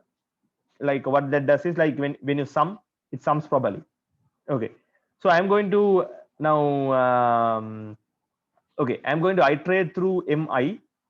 Okay, I'm going to iterate through the kth dimension. Okay, so when I say m1k, it's going to go like m1. So this, the second dimension of this is going to go from k equals 0 to n. Okay, so now I can do the sum plus equals m1's ik times m2's ki. So don't worry, this I will come from here. I come from there, j come from there, and k comes from here. Okay, and they will get multiplied, and you get sum them. And for the output ij, I'm going to give the sum. So this is how you do matrix multiplication in C, right? So it's like you put 3 loops, first loop, second loop, and you put a third loop, and then like you put sum and give out. So that's like the most straightforward way of doing it. Yeah, and return out and in function. Okay, so that's a function to calculate the numbers procedurally, like a programming language. Okay, so then inside here, like I have the module, I do all these things, and I think yeah, you guys know that there's nothing new. And okay, so now I'm testing what? Where's my module? Okay, this is the top module. I'm testing the Verilog module. Okay, so I'm testing the Verilog module because I want to make sure there's no mistake in the wrapper also. Okay, so I'm testing the wrapped module, and therefore like I'm taking the yeah, either way. So I'm going to take the flat outputs. Okay, A flat, B flat, C flat. Okay, and then I'm going to do the yeah, so I'm going to do streaming. Okay, streaming operations to convert them to packings. Okay, in here, and then I'm okay, so I'm going to type def this class. Okay, so I'm going to type def the class. When you type def a class, what you have to do is you have to like give the parameters. Okay, give the particular parameters. So I'm giving n this parameter. N is defined as 2. Okay, so I'm giving 2 by 2 matrices. I'm multiplying 2 by 2 matrices instead of 8 by 8, so we can see the output clearly. Okay, and then we have the width. I'm parameterizing them, and then type def. I'm doing it. Then I'm creating 2 matrices, A and B. All right, these are handles, object handles. Then inside okay, so this way, now in the first passage, I'm setting A to 1, all the numbers in A to 1, all the numbers in B to 1. Okay, so I'm setting that I can set like this. Okay, I want to show you this. So that's called a default yeah, so a default literal. So it's basically like A is a multi-dimensional array. If you want to set all the numbers of A to 1, you can say this. Okay, default 1. Now then this is the next passage. What I'm doing is I'm doing something like this. I'm iterating through the elements. Okay, so here this is same as that. I'm just showing you like a different ways of doing it, same as that. And like I'm iterating through all, and aij I'm giving 10i plus j. Okay, and for bij I'm giving 1. So bij everything will be 1 in B, and A I will get things like okay, I will get 0, then 1, 2, 3, 4, 5, or like here only 0 and 1. On the other column I'm going to get 1 into 10, 11, 12. Okay, so the matrix will be 0, 1, 2, 3, 4, 10, 11, 12, 13, 14. Then 10 is 20, 21, 22, 23, like that. Okay, so that will be like very easy to see. Okay, right. And this is a shorthand. So this and this are same. Okay, so there's no difference between these two. Then okay, I'm randomizing them here, and I'm creating new and assigning to this at every clock edge, and then latency. Okay, then I'm going to okay, assign things to A and B. Then what I do is I wait until some time for the data to come out. Okay, so how much time? I'm waiting for the latency. What is latency? Latency is here. This is C log to n plus 1. Okay, so the adder latency is this one, multiplier latency is this one. You add them together, total latency. total latency time clock period, you wait, and plus 1, why we give a small time for the things to come out. Okay, so like 1 nanosecond, I wait for that much time, and then I'm going to display the output. Okay, so when I say display, and look at this p, okay, this percentage p, so that's like a wildcard display, so that prints anything. Okay, so when you say like what this percentage d, it prints only decimal numbers. When you say something else like percentage s, it percentage prints only the like strings or things like that. But when you put p, it prints anything. Okay, that's very handy in SystemVerilog. So you can print things like multidimensional arrays and on the screen, so that's display. And I'm going to do what? So I'm going to print not the output, but I'm going to do the this one, like this multiplication. Okay, so this multiplication output, I'm going to print it here because I want to compare that and the one I see in the waveform.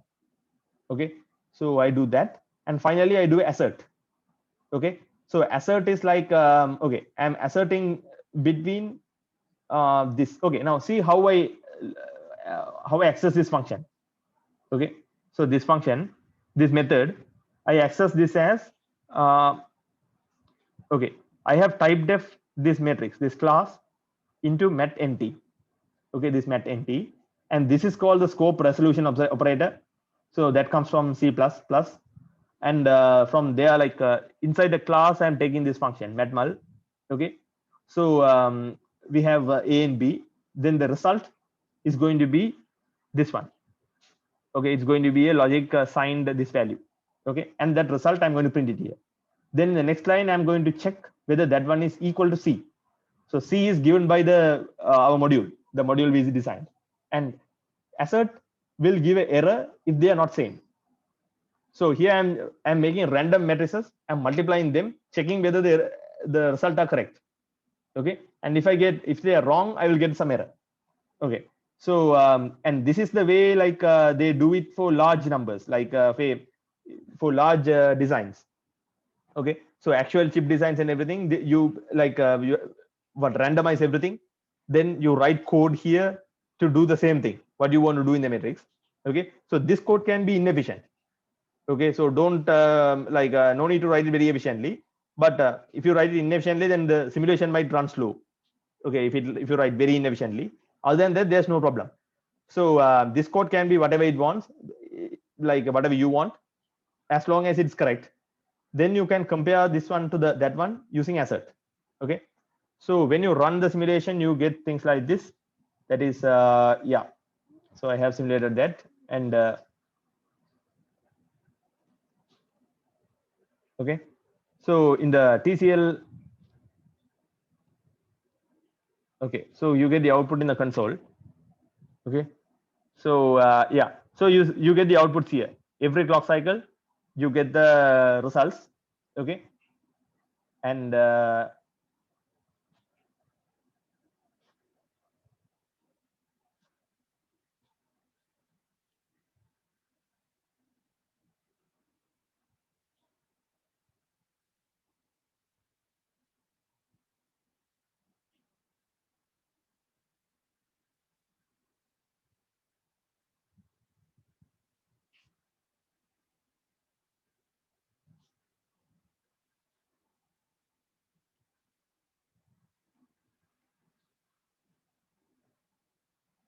so you get the, looking for the 120, where is it?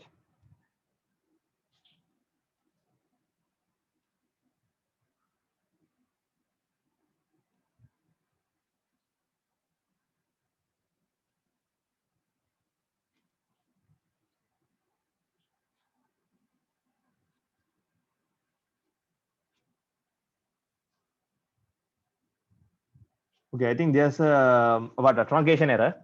Okay, over here. Okay, so there's a truncation error, so that's why we get things like this. So why does the truncation error happen? Because I give over here, like I'm giving the full range. So if I restrict the range, that error won't be there in here. Okay, but when it compares the two things, it compares in the lower bits. lower number of bits. So as a result, I'm not getting a output error. Okay. So and like if you're doing this properly, then you have to give 19 bits as the output. Then you will get everything right. Okay. Yeah. So we have each outputs. So this 85, 55 is this one. Okay. And the 56 is there. This the 136, it got truncated to this. Okay. Then yeah. So similarly, every output you are going to get here. Okay. It's going to get printed. And you can see, okay. Then another thing I want to show is this one. Like now look at this A flat. Okay. So A flat is like a huge number. Okay. This number doesn't mean anything at all. Okay. It doesn't mean anything if I, because that's a 32-bit number. Okay. So 32 is 2 times 2 times 2 is 4. Our n is 2. 2 into 2 is 4. Then 4 into 8 is 32. Then radix, if I put it binary, that's the binary number. Okay. So this is the flattened array. Okay. Flattened array. And what I do is like, actually we are taking 8 values here and 8 values here, and those become the our like actual array. Okay. So then this is the actual array we have. Okay. So we can read this easily.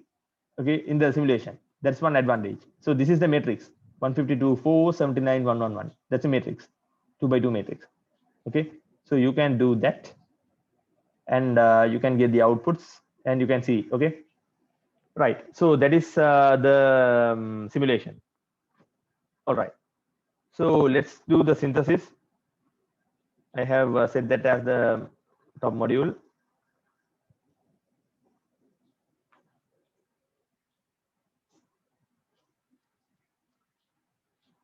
Okay. So okay, let me not waste time. So I will show the synthesis here. You can run the synthesis, and you will get the output here. That is okay. So one thing to do that synthesis, I think there's a mistake in the code here, but this one should be correct. Okay. This n is equal to, you have to give default parameters. Okay. Say n equals 2, width equals 8. You have to give default parameters to do the synthesis. Otherwise, it doesn't know like what parameter, how to do the synthesis, because like if you don't give the parameters here, right? No, I have given the parameters over there. That's fine. So okay. So this is okay because I'm synthesizing that module, the top module. So here I have given the default parameters, 8 and 8. Okay. So that's what it synthesizes here, and you can see the number of LUTs and registers it takes. Okay, it uses a lot of resources because like you are creating like 400 separate adders, 400 adders and 500 multipliers. Okay, so it uses a lot of resources, 5,000 LUTs and everything. Okay, so yeah, so if you don't want this throughput, then you don't have to do this. Okay, you can go for a block multiplication or something. That's a better way. All right. Then okay, so quickly let's see like if somebody has questions, then we can go. No. Then we will go to the interfaces. Okay.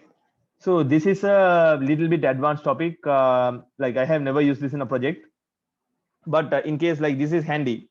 Okay. Like if you want it, then it's handy. So yeah. So like I'll explain like what is it. You can decide whether you want to use it or not. Okay.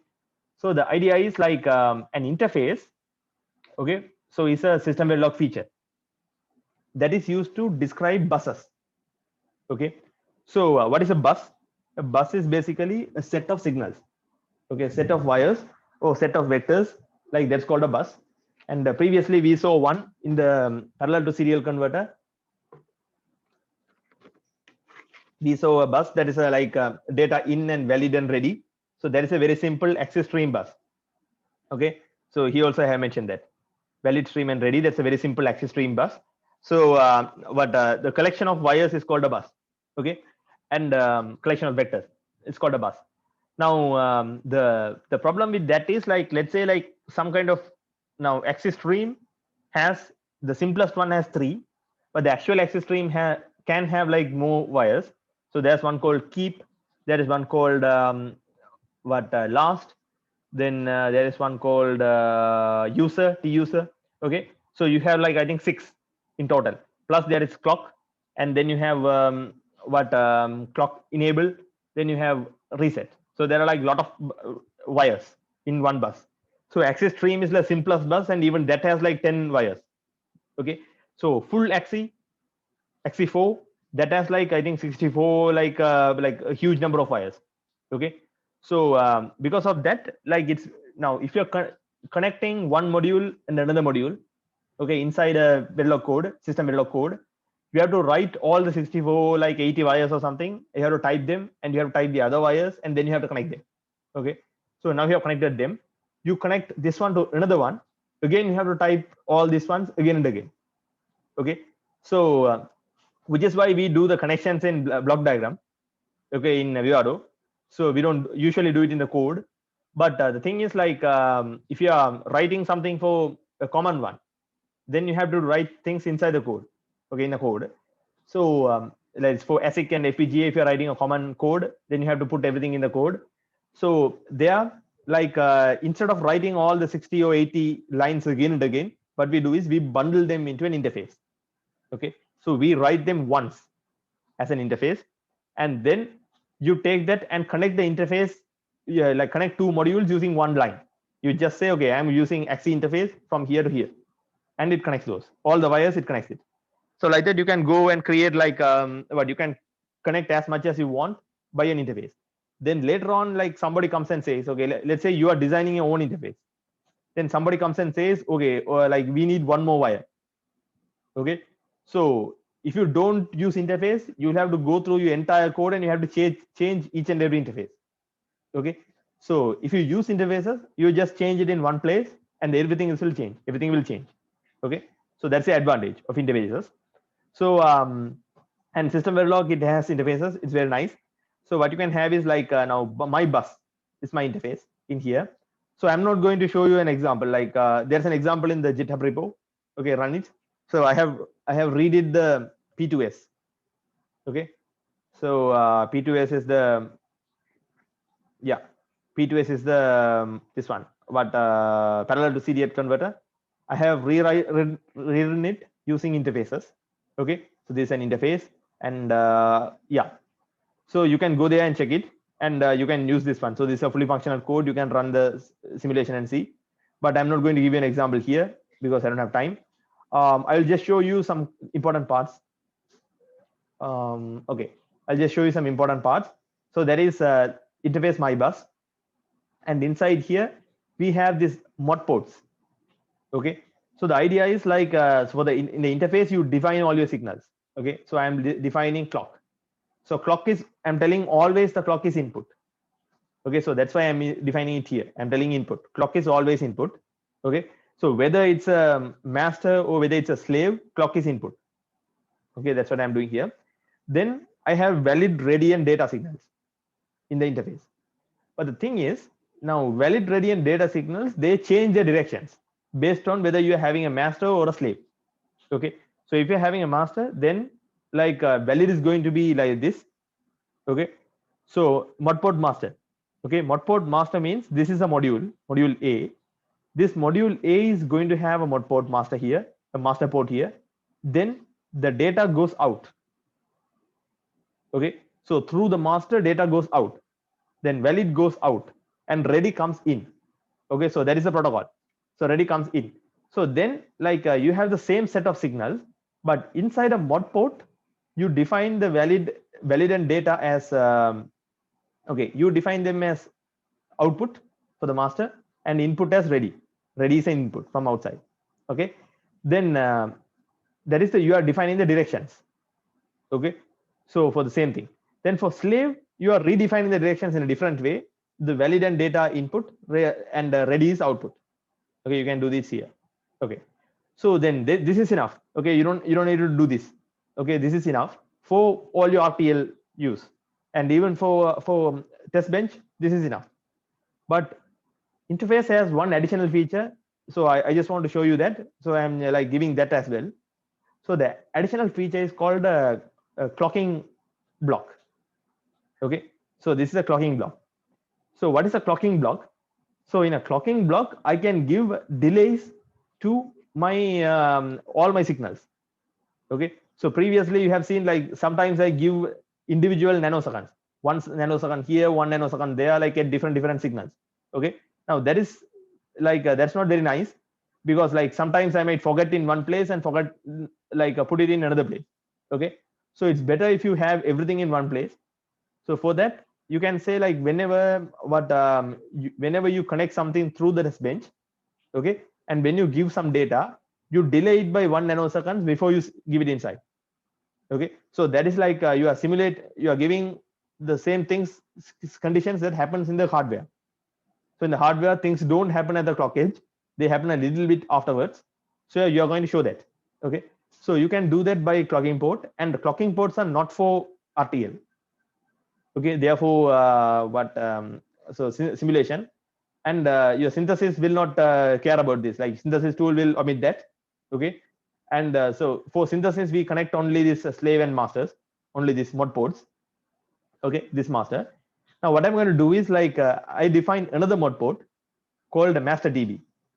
Okay, and for the master TB mod port, I'm having this clocking port is CM, this clocking port CM, the clocking master. Now this clocking port has what? It has input delay of 1 second, output delay of 1 nanosecond, and then you have valid and data input like this, and output is ready. Now see this difference. Like here for clocking the master TB, input is valid and data input, but for here slave, I have valid and data as input. Okay, why? So the reason is like I'm having what okay, so this is for a RTL module. So your actual RTL module, the master is where the thing goes out. But in test bench, if I keep a test bench here, instead of module B, I keep a test bench. I'll show here. See, keep a test bench, and in the test bench, I'm connecting the master TB to the master. Okay, so it's a choice I made. I can connect the slave to the master also, like the way it should be done. But because it's a test bench, I just want to connect the master to the master directly. Okay, and the slave to the slave TB to the slave directly, and then do the transfer. So then I can see what happens in the master port here, what happens in the slave ports here. Otherwise, I might get confused. Okay, so I'm doing like this. So because I'm connecting master to master, I'm gonna put in this direction as opposite. Okay, so this is this one, this is the opposite. All right. So don't worry about it too much. Then yeah. So this is how you access the signals, and that's the test bench. So in the test bench, you say okay, yeah. In the test bench, you create the interface. I create two interfaces. So using the the interface declaration before, I instantiate two interfaces. This is the first interface, this one. Second interface, this one. DUT to TB is first one. TB to DUT is second one. Okay, right. Then two interfaces, and each interface I'm having, I'm giving the clocks, and I can have different widths. Okay, so I can parameterize my interfaces. That's a nice feature. Then I'm giving to the DUT, I'm giving the slave and master ports, mod ports. Okay. Then for the test bench, this is the top module. Okay, so this has test bench and this one together. Okay, so test bench I have created as a separate module. Okay, in the top module I have put them together, DUT and test bench together, and I put the clock generation in the top module. So you can do it that way as well. You give the clock from outside. Okay, so in the TB module, I'm connecting this one. But I'm connecting what's this? The clocking master and clocking slave. Okay, yeah. So yes, the clocking master and clocking slave. Then afterwards, so I just connect them here, the slave to this interface, master to this interface. Then inside the test bench only, I specify that I want what I want. Okay, so yeah, so here I am instantiating the mod ports. Then after I instantiate the mod ports in the RTL module, so this is the actual RTL module. I instantiate the mod ports like this. So my bus, okay, my bus is my interface name. My bus dot master is my mod port, and M is my mod port's name I give. Okay, like this. Then similarly in the test bench program, my bus dot master TB is my mod port, and M is the mod port name I give. I can access the signals inside. If you have like 100 signals, you can access them as m.data, stored ready. You can access them separately. Okay. So even here like this. Then in the test bench, you have to access it as s.cs, the clocking port dot data. So this data goes through the clocking port, it gets delayed and goes through the slave and comes into the slave here. Okay, that's the idea. So yeah, like don't worry about it too much. You might not need it, but just it's good to know that there's a feature like this. Okay, so yeah, then you have something called the TCL scripting. Okay, so I will not elaborate on this also, but this is something nice to have. Okay, so what is TCL script? So the thing is if you go to Vivado, okay, so this is in Vivado. So Vivado is basically actually a command line module. Okay, this is not a not a pure GUI module like a Windows GUI. Okay, not like Windows GUI software. So this whole thing is a command line module, and the what you see as a GUI here, this is a wrapper around the command line. Okay, what does that mean? When you click buttons here and there, like it runs certain commands in the background. Okay, so those commands are called the TCL commands. So TCL commands here. Okay, so whenever I do click something, okay, things run in the background. Okay, so for an example, I open the project. Okay, so when I open the project, it ran this open project, this one that happens here. Okay, so then only the tool will open the project. Okay, so so this is I change the top module. Okay, so I change the top module in simulation. Okay, so that comes up here. Then what I can do, I have created the IP.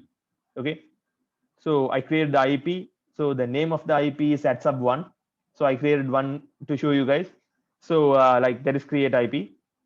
Then it does the generate target and like all the global and everything. Okay, so then launch the simulation. Okay, close the simulation. Okay, so why do we care about this? So you care about this because now this is fundamentally a command line module, and as a result, it has the Vivado has a bunch of bugs. Okay, so they are not very apparent. Don't worry about them. Like you won't meet them much.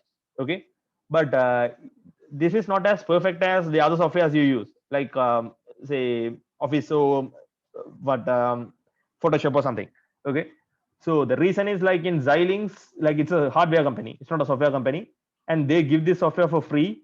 They make the money out of FPGAs, so they put a lot of money into making FPGAs, and they put less money into making a software like this. So as a result, there are a lot of bugs. There are some bugs. So we actually came across 2 bugs now. Okay, so far. So I haven't came across a lot of bugs. I have done a lot of projects in Vivado, like only 2 or 3 small ones. Not it's not serious. Don't worry about it. So the thing is, like what happens is in our beginner days, you create something in Vivado and do for some time. After some time, the project might get corrupted. Okay, so you click here and there and you open different things, and after some time, the project might get corrupted.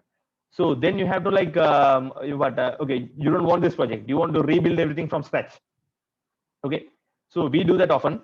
So not often, like once in a while, and that's a problem number one. So like one use case. Okay, so if you want to rebuild a huge project from scratch, you have to create all your IPs separately. One by one, you have to create the IPs. You have to configure the IPs and everything. So that will take like how many? Say 4 or 5 hours to create all the IPs and to add all this one, set the top modules and everything. Okay, and change the synthesis settings, implementation settings, and everything. It takes like a long time. So we don't want to do that. And especially if you have a block diagram, if you're connecting like 100 things in a block diagram, if you do it again, you're going to make bugs. Okay, so you're going to create bugs. So we don't want that one. So what happens if the project gets corrupted? Second one, you are working on the same project with a friend. Okay, he in his own computer, you are in your own computer. So how do you move back and forth? You can copy everything in a pen drive and give it to him and copy them back and put it back and everything. So even if you do that, when you copy the files or something, 1 or 2 files might get corrupted, then the project will get corrupted. So don't do that. So anyway, don't give the project in a pen drive, or don't even give your code in a pen drive. Use JIT. Okay, so JIT is there for that. Use JIT. And if you're using JIT, I told you don't put the project files in the JIT, because they are a lot of files, and the most of the files are useless for us. So don't put the project file. So how do you share a project with your friend? The way to share a project is this TCL file. Okay, so you create a project, and whenever you do something, it runs a command here. Okay, you go there and copy that command and put in a separate file, in a tickle file. Okay, so if your command is successful, you put it in a file, and you do it step by step, and everything. Finally, you get like a nice TCL file of all the commands. Then you can close the project, you delete the project, okay, and run this TCL file again. Okay, so you run the TCL file from scratch, and it will do everything. Like I will build the project from scratch. Okay, so now that's the idea. So you have to create now this TCL file is your project. Okay, so you can delete the Vivado project, like you don't need that. You just keep the TCL file, and every time something gets corrupted or you have to give it to your friend or something, you just run the TCL script. It will magically create everything. Okay, so I will quickly show you that. So before that, I will show you now when you copy and paste the commands from there to here. Now look at this. I'm copying this command, say open project, and I am putting it somewhere here, open project. Now see, it gives this direction, this directory. Aba desktop win SystemVerilog project one, like that. It does this for everything. When I create an IP, it does this. Okay, so this is the IP. Create IP. It gives this absolute path. So we don't want absolute paths. Why? If you are giving to a friend, or if you are moving to a different folder, then it will corrupt everything. Okay, so we want relative paths, or like not even relative paths. We want parameterized paths. Okay, so you want to parameterize your paths. How do you parameterize your path? You create a variable here in the top. Okay, so this is a syntax of TCL. I'm not going to teach you TCL. Just like figure it out yourself, or like you can Google it. So I'm going to just show you some basics. Now, if you say set project name SV examples, okay, so the project name becomes this is a variable. I'm setting the value. If you are going to access the variable again, you have to put a $sign to access the variable. To set a variable, you don't have to put a $sign. Access the variable, you need a $sign. So like it's weird. Then after that, yeah. So project folder is SV examples, and the source folder is SRC. Okay. So yes. So in the SRC file. So I took it from a different place. So the project folder is project one.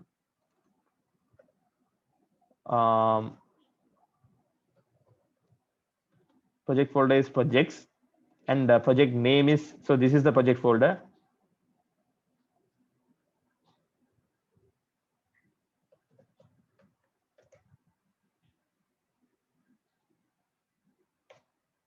No, so project name is also this one. Okay, so this is project folder's name is project one. If you open that, you can see project one.sim, project one.run. Okay, like that. .src, that is this. Okay, so okay, so you change those. Then when you write these paths, always replace them with the appropriate stuff. Okay, so this when you have project one or something, replace that with project name. So do that every time. Okay, so otherwise, like at the end, you won't be able to do it. So whenever you copy the code and paste it here, you replace this with variables. Okay, so later on, because I copied this from a different folder actually. Okay, so now I can just change this, and it should work. Okay, so let's see if this works. I'm going to close this one, and I'm not going to save the project. Then go to Explorer, and the folder is this one.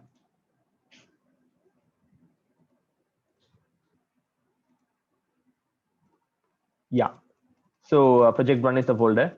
I'm going to delete this. Okay, so everything I did, like all the IPs I created and everything, I'm going to delete that. Okay, and now I'm going to run this. So here pwd, you check where you are. You are in this place, and I want to cd to this folder before running it. Okay, because all these ones I'm giving with respect to this folder, with respect to this project folder. Okay, so inside the project folder, I'm going to create project one, a new folder. All right, so I have to go to that point before doing what before running the code. If you run from outside, if you run from some other place, it will create the folder in that place. It will create the folder here. So I don't want that. So I'm going there, and if you press enter, you're going to get error. Okay, because the backslash, it doesn't accept backslashes. Okay, so right, so cd into there. Okay, then to run the TCL file, you say source dot slash, and you have build TCL. I'm going to run that. I hope that works.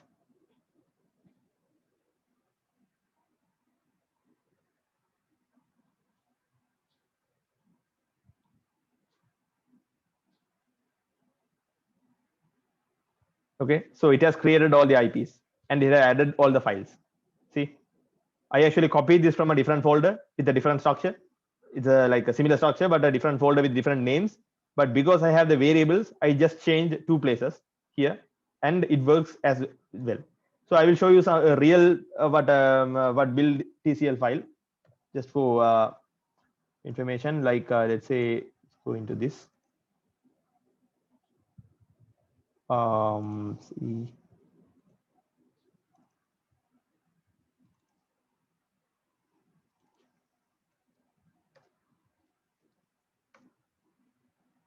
Okay, so this is because we didn't know JIT. Okay, so all these different versions are there. So if you know JIT, then you don't have to do this. You can put different branches. It will make your life easy. Now this is the final year project. So basically, it's a huge design, and it takes like about 7 hours to synthesize in the faster setting.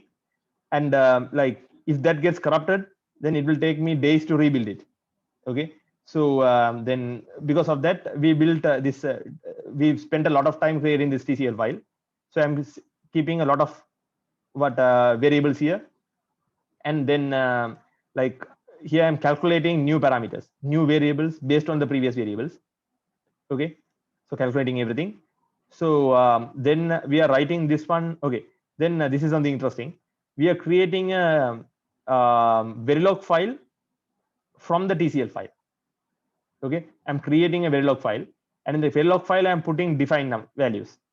Okay, I can even put param or something. Okay, so I'm creating define values and putting these constants there. Why? Because the idea is, like, if I change the values here, it will create a new Verilog file with those values. Okay, and that Verilog file will be used everywhere in the FIP. Okay, so that's like I don't have to change it multiple places. We change only once. Okay, so this creates a Verilog file, and I save the Verilog file here. Okay, and I set the board, and I'm creating different IPs. Okay, so yeah, so that's a floating point IP, add a floating point IP. So this is a comparator IP. That's a block RAM IP. So this is a DMA. Okay, so in DMAs, okay, so the thing is, like, I want to create multiple DMAs of different sizes. So I don't want to just like do it again and again. So what I do was, like, I create I parameterize this code actually. So you can see IP name. Okay, so this IP name I'm okay, I'm not using that one here. Okay, I think this is an old code. So you can, like, a better way is, like, you can replace this one with the IP name. So that recurs again and again. See, this happens here, this happens here, this comes here, here, everywhere. So you just replace that with IP name, and then you can set the IP name here, and you can set the bytes and everything here. Then you copy the same code, paste it again, and you change the IPs, change the values here. So that way you can create multiple IPs, okay, very easily without going through the IP catalog and creating one by one. You can quickly do that by just changing, if you create a parameterized version in the TCL. Okay, so like this, and I'm adding all the files, and here I'm creating different DMAs and stuff, and yeah, so DMAs, and I'm connecting them. Okay, connections, I'm connecting the block diagrams. Okay, and finally I'm validating them, I'm generating them, and yeah, I'm synthesizing them, and I'm implementing them. Okay, so the whole thing. So if I just go into this folder and run this, like, the whole thing will run, it will very quickly. Okay, so very quickly it will open and it will create everything, and then synthesis will start, and it will go for like 6 hours. Okay, so you can do that. Then there is some advanced stuff. So like you can do, like it's not that advanced, you can do it. Okay. All right. So we are at the end now. That was a lot. So these are the things we looked at. Okay. So the general topics, like we started with what's a programming language synthesizable, we need clocks or something, and like the TCL scripting, version controls. So general topics. Then we have 7 example designs, and then we have SystemVerilog for verification. We looked at these topics.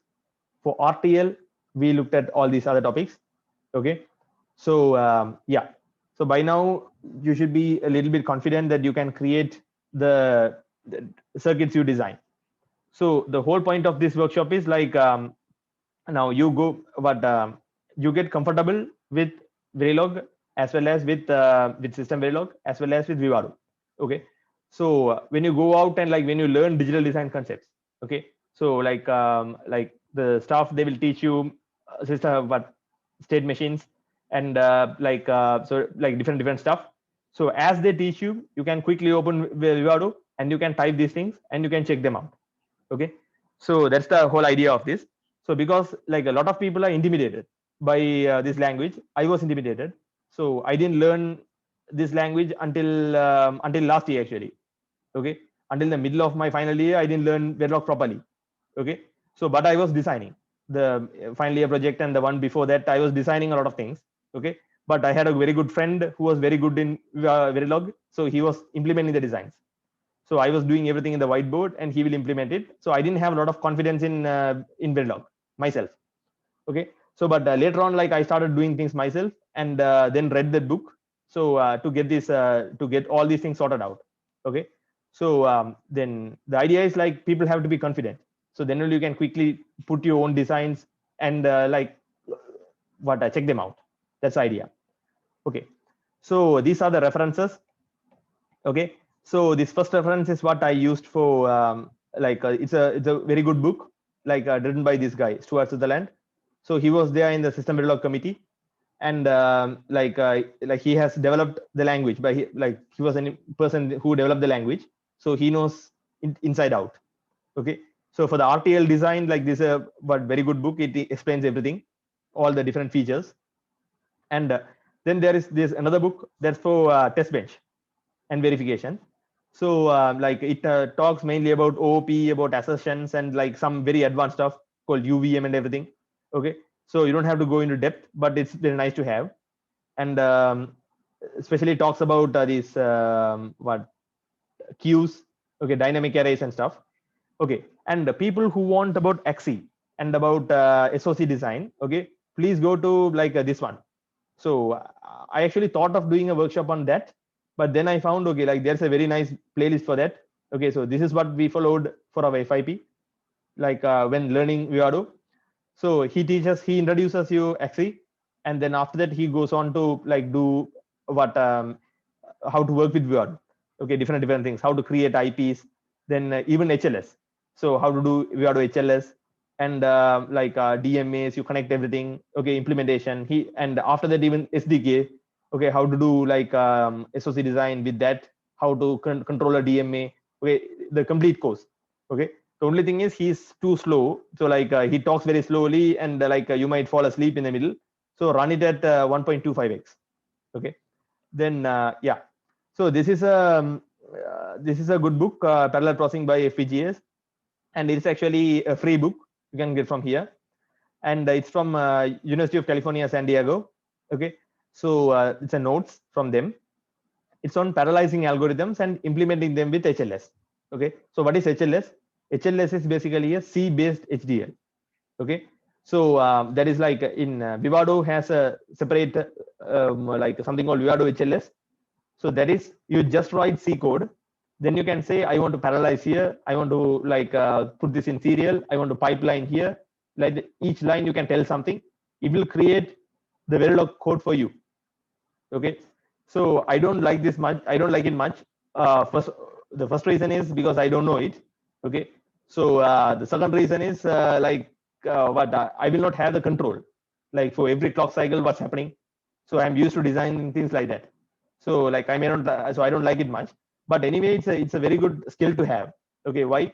Because if you are making some performance critical modules, you can make it with Verilog. Okay, you can design every clock cycle. But if you want to do things quickly, some prototyping or like something where you don't need that much performance, you can quickly do that in C-based HDL. So it is an important tool.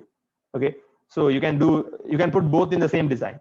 Okay, and I'm reading that now. Then the last one, so this is like a Bible in the field, what computer organization and design, okay, by Patterson. So I haven't read it yet. I haven't the reading list. So the people who wanted, yeah, it has a RISC-V.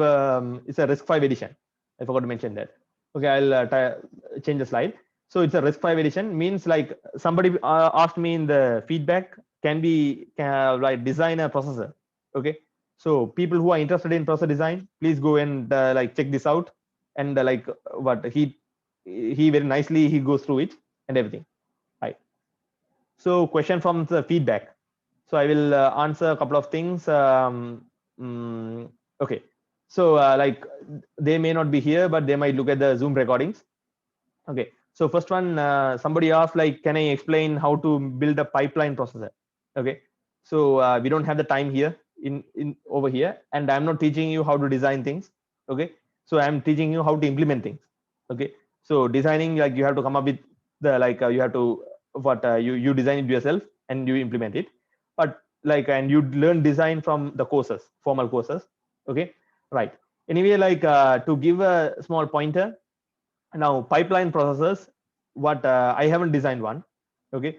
So the processor I designed was not pipelined. Okay. I tried to make it pipeline, but I couldn't. So the problem there was like the instruction set architecture, ISA, the assembly language. So like I created for that that one, it was CISC. That is a complex instruction set. So it was a mix between CISC and RISC. Okay.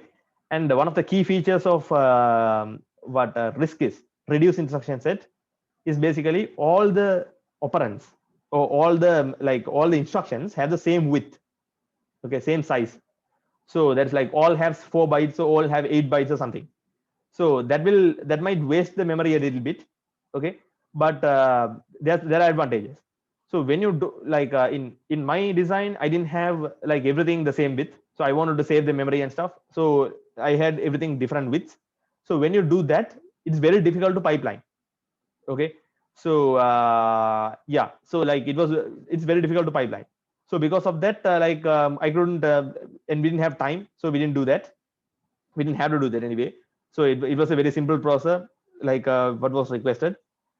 And future session, so if you are doing a pipeline design, make sure like you put everything the same width. Okay, and you can try a lot of things, like for an example, modern processors have branch prediction. Okay, so whether you want like whether the code, the assembly code, whether it's going to have a jump or not, you predict it in advance. So how do you do that? The easiest way is like okay, why do you need that first? So okay, that is helpful especially in loops. So loops have this jump statement. Okay, so when you have a highly pipeline design. Okay, all right, so that's an interesting topic. So if you don't mind staying for a moment. Okay, so I won't take much time. Oh my god, it's half an hour gone. All right, so all right, so these modern processors like Intel, they have very long pipelines, like 19, 20 clock cycles. So as a result, what happens is when you process the instruction through the pipeline, you find whether it has a if or else somewhere in the middle.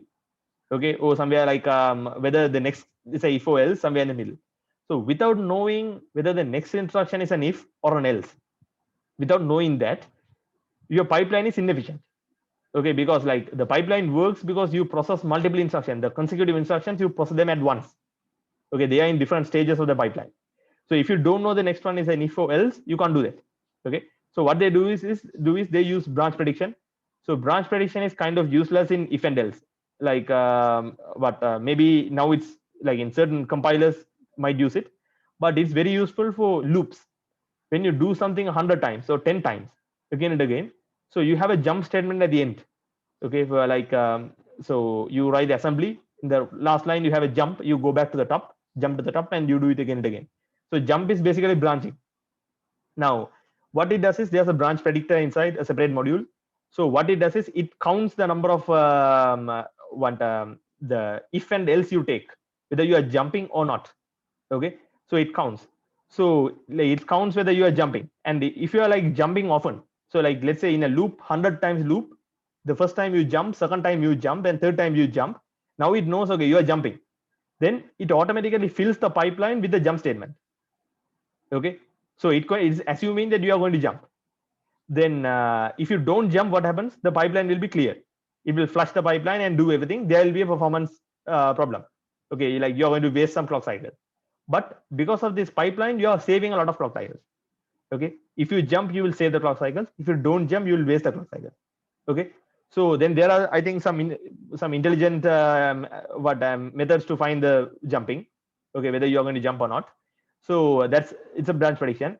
And recently, not recently, like say like 2 years ago, like somebody, a couple of researchers, like found that there's a bug. There are two bugs, Spectre and Meltdown, in all the processors you have seen. That is all the like the ones ARM processors also. I think no, I think Intel processors. All the x86 processors, all the Intel processors you have, whether you are running what your Windows or Linux or whatever, they have a bug inside.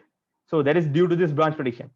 So that is like, if you like they wrote a very simple C code, you can get the paper. Search about like a Spectre or Meltdown, you will get a paper, and just 2 lines of C code. Using that, you can get the password you type in a different window.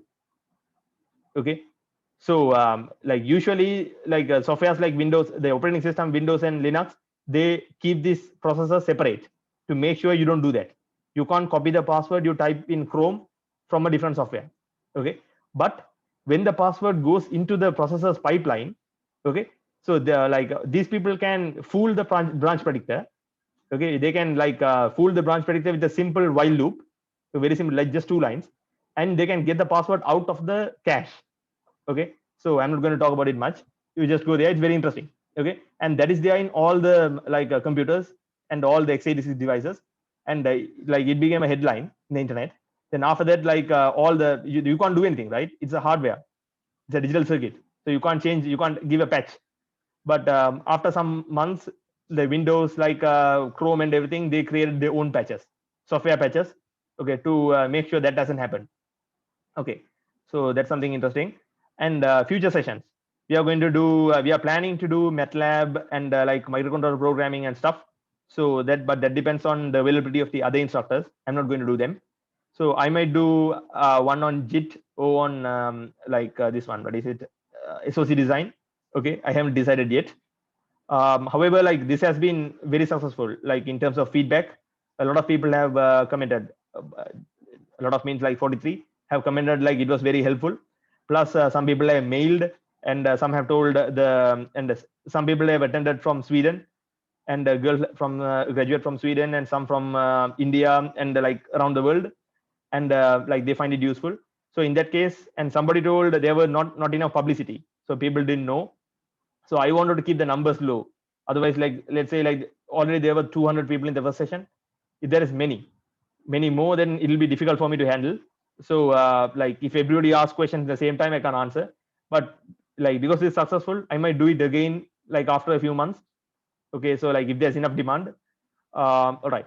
So implementing a CPU microcontroller. So we don't have time, unfortunately. Just go through that book I gave. I think they have like a sample CPU. Okay, you can see that. Then create a data flow diagram of certain task and write Verilog code for that. Okay, so they're asking how to design data flow things. Okay, so once again, like so I focused on the implementation, not on the design. But the matrix multiplication was an example of how to do things. Okay, so how to design the data flow. Okay, you do it on a whiteboard, and then you come back to your computer and write the code for that. Okay, so thank you everybody. Okay, for the session, and please go here and leave the feedback. So even if you have left already, you can leave the feedback here. And even if you are watching from Zoom, Zoom recording, please go here. Like I'll keep this open and leave your feedback. So and that's going to like help us with design the next sessions. Okay, so tell us like what you liked and what you hated, where it was fast, what we can change. Okay, so what we can do in the next time and stuff like that. Okay, so the code is here, you can go there. And thank you so much. So let me see if there are any questions. Okay, so somebody has asked a brief info to XE. So okay, there's a lot. All right, so let's go back. Brief info to XE. XE is basically like okay. So what XE was created by ARM. It was designed by ARM, and now it's being used everywhere. And Vivado, like, it uses XE, and like Quartus also uses XE. It's a system bus. Okay, so XE is a system bus. It, like, you connect different masters and different slaves. Okay, and it's a very what it's a very efficient bus. Okay, you can do like burst transfers. You can ask once and get like a lot of data. Then you can send data and get data in the same time. All happens inside the chip. Okay, you don't use XE bus to connect your mouse or something to the computer. Okay, it happens inside the chip. That's why it's a system bus. Okay, so it connects different CPUs, different like DMAs and those things. Right. Now there are three flavors of the XE bus. So the first flavor is the simplest flavor is XE stream. What we saw here, data, valid and ready. Okay, and some extra signals. So optional. So these are the important ones. And this is very efficient, very nice bus, the stream, XE stream. Then XE Lite is basically what okay, full XE is basically, it has 5 of XE stream buses. Okay, it has a separate address bus, an XE stream bus like for address, XE stream bus for data, then XE stream bus for like response, then XE stream bus for data and address on the other direction. Okay, so master to slave and slave to master. So it has, I think, 5. And the beauty is like now, George, you don't have to, you can ask, you can give the address anytime, and then you can give the data after that or something. And like what the other module will take those things and it will give the response, and it will give the what it will write the things and it will give the response. We'll do all that, okay, in the same time. Okay, so it's very flexible. So that's the advantage. But on the other hand, it's very complicated. Okay, like it's not really complicated, but you have like too many signals. Okay, so you have like what about 64, 80 signals. You need those signals anyway. So usually we don't design the XE bus by ourselves. Okay, some people might do that, but I haven't done it myself. And on the internet, there are some good examples of how to create a XE master, XE slave. Just search about it, and like there are some examples, and that's a good practice for you. But like we don't have to. So you can create the XE stream modules only, and then you can put a DMA, and you can convert that to a XE full XE module. Okay, so you can read through the full XE port and get a stream and pass it through a data stream, and then you can, so just using this, you can communicate with full XE modules through a DMA. So that's how I did stuff, and you can do that. And yeah, delayed clock is synthesis or test bench. Delayed clock is test bench. You can't put a delay in a synthesis because you can't ask a circuit to wait for 1 nanosecond.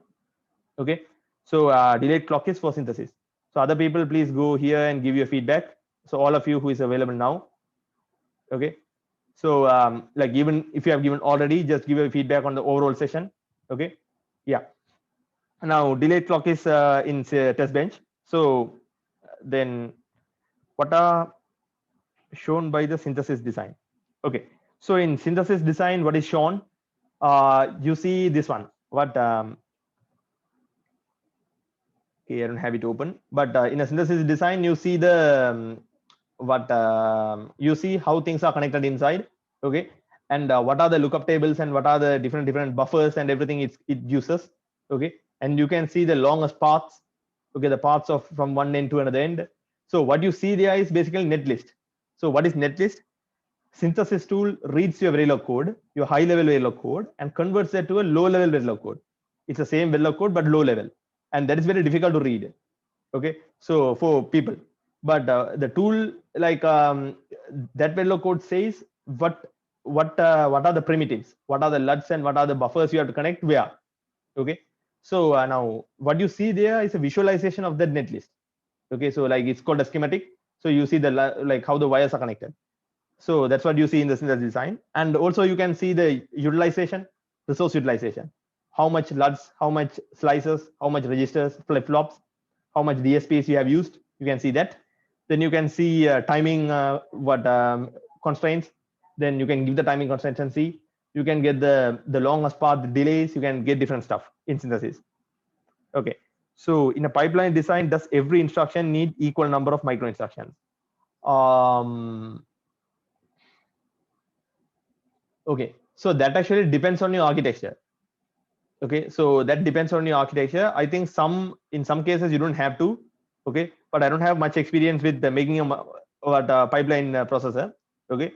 Because but I didn't have to.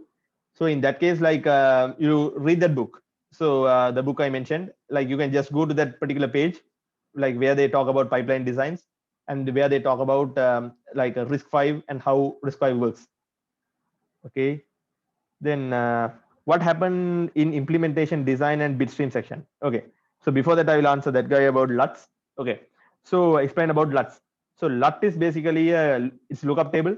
Lookup table is like a small memory.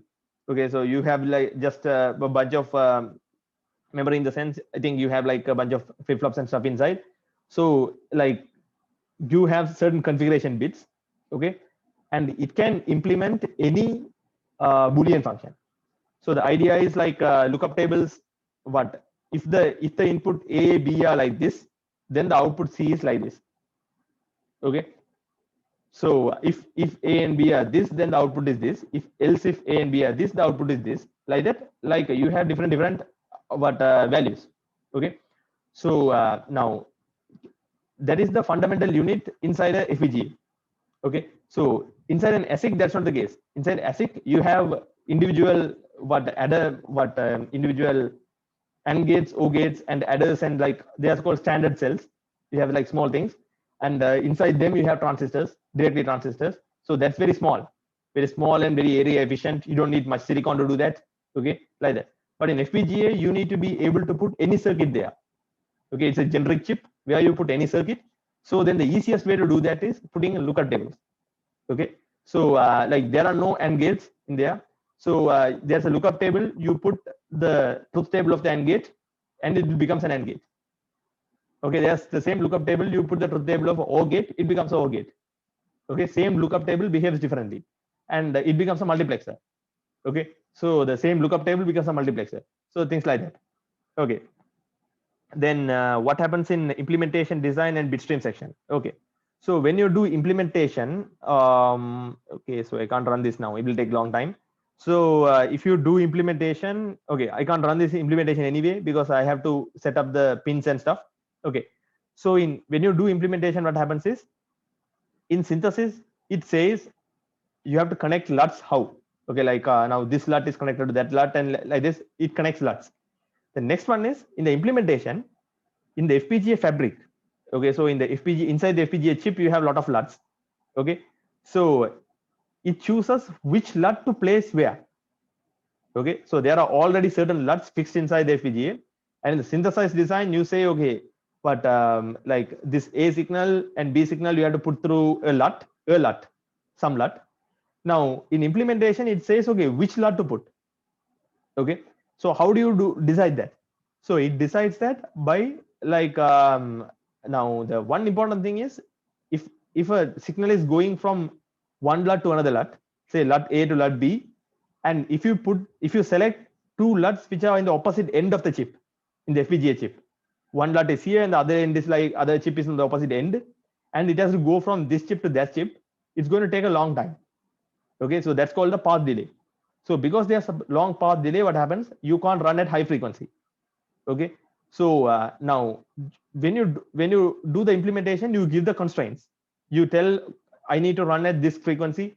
I need to have this much setup time, hold time, and stuff. So usually, like if you are doing it yourself, like the FPGA design yourself, you do that. Otherwise, if you are doing SoC design, the Zinc processor, it already has some constraint inside, and that constraint will get applied. So you don't have to manually specify them. Anyway, there are constraints. Okay, that's what I wanted to tell you. Anyway, there are constraints.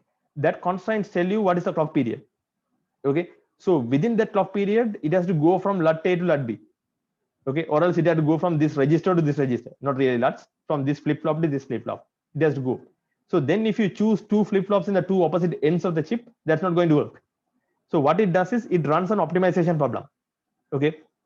So definitely like the people who build like Vivado, so they do optimization. So it runs an optimization problem on how to choose the LUTs.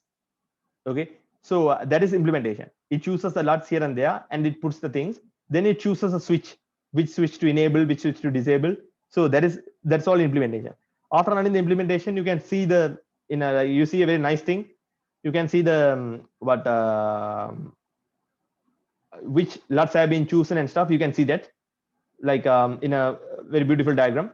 Then after that, you select generate bitstream, and what happens is you implement a design. So implemented design is basically, okay, I choose this LUT, I choose that LUT, I choose that LUT, I choose this switch, like that. That's the implemented design that gets converted to a bit stream. So bit stream is like it's a stream of bits.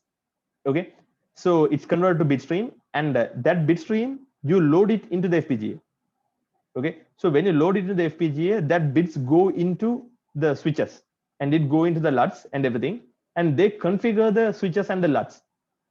Okay, so yeah, so like it goes inside and configures everything, and then it becomes the circuit that you want. Okay, so that is the bit stream. That's basically like the things that you have to send one by one into the FPGA. Okay, that's the bit stream. So it creates the bit stream and it gives you, and you can put it inside. Is there a maximum number of LUTs that can be used in a chip? Of course there are. So you have yeah, so for that you have to look at the data sheet, because each FPGA is different. Let me show you one. Okay, data sheets. Okay, so these are DMA and all the stuff. I will show you the Zinc 7000 data sheet. Okay, so this is the Zinc 7000 data sheet, and you have okay, see, so yeah, so different chips they have now. For the like we use 706 for the FIP, and there is this one that has 7045. So it has a Kintex 7 FPGA, and programmable logic cells. You have 350. Okay, 350,000. Lookup tables you have this much. Okay, and DSP slices you have 900. Okay, so stuff like that. Okay, so yeah, there's a limit, and you can check it from this one. Okay, so I took really long, but yeah, so I think we are done here.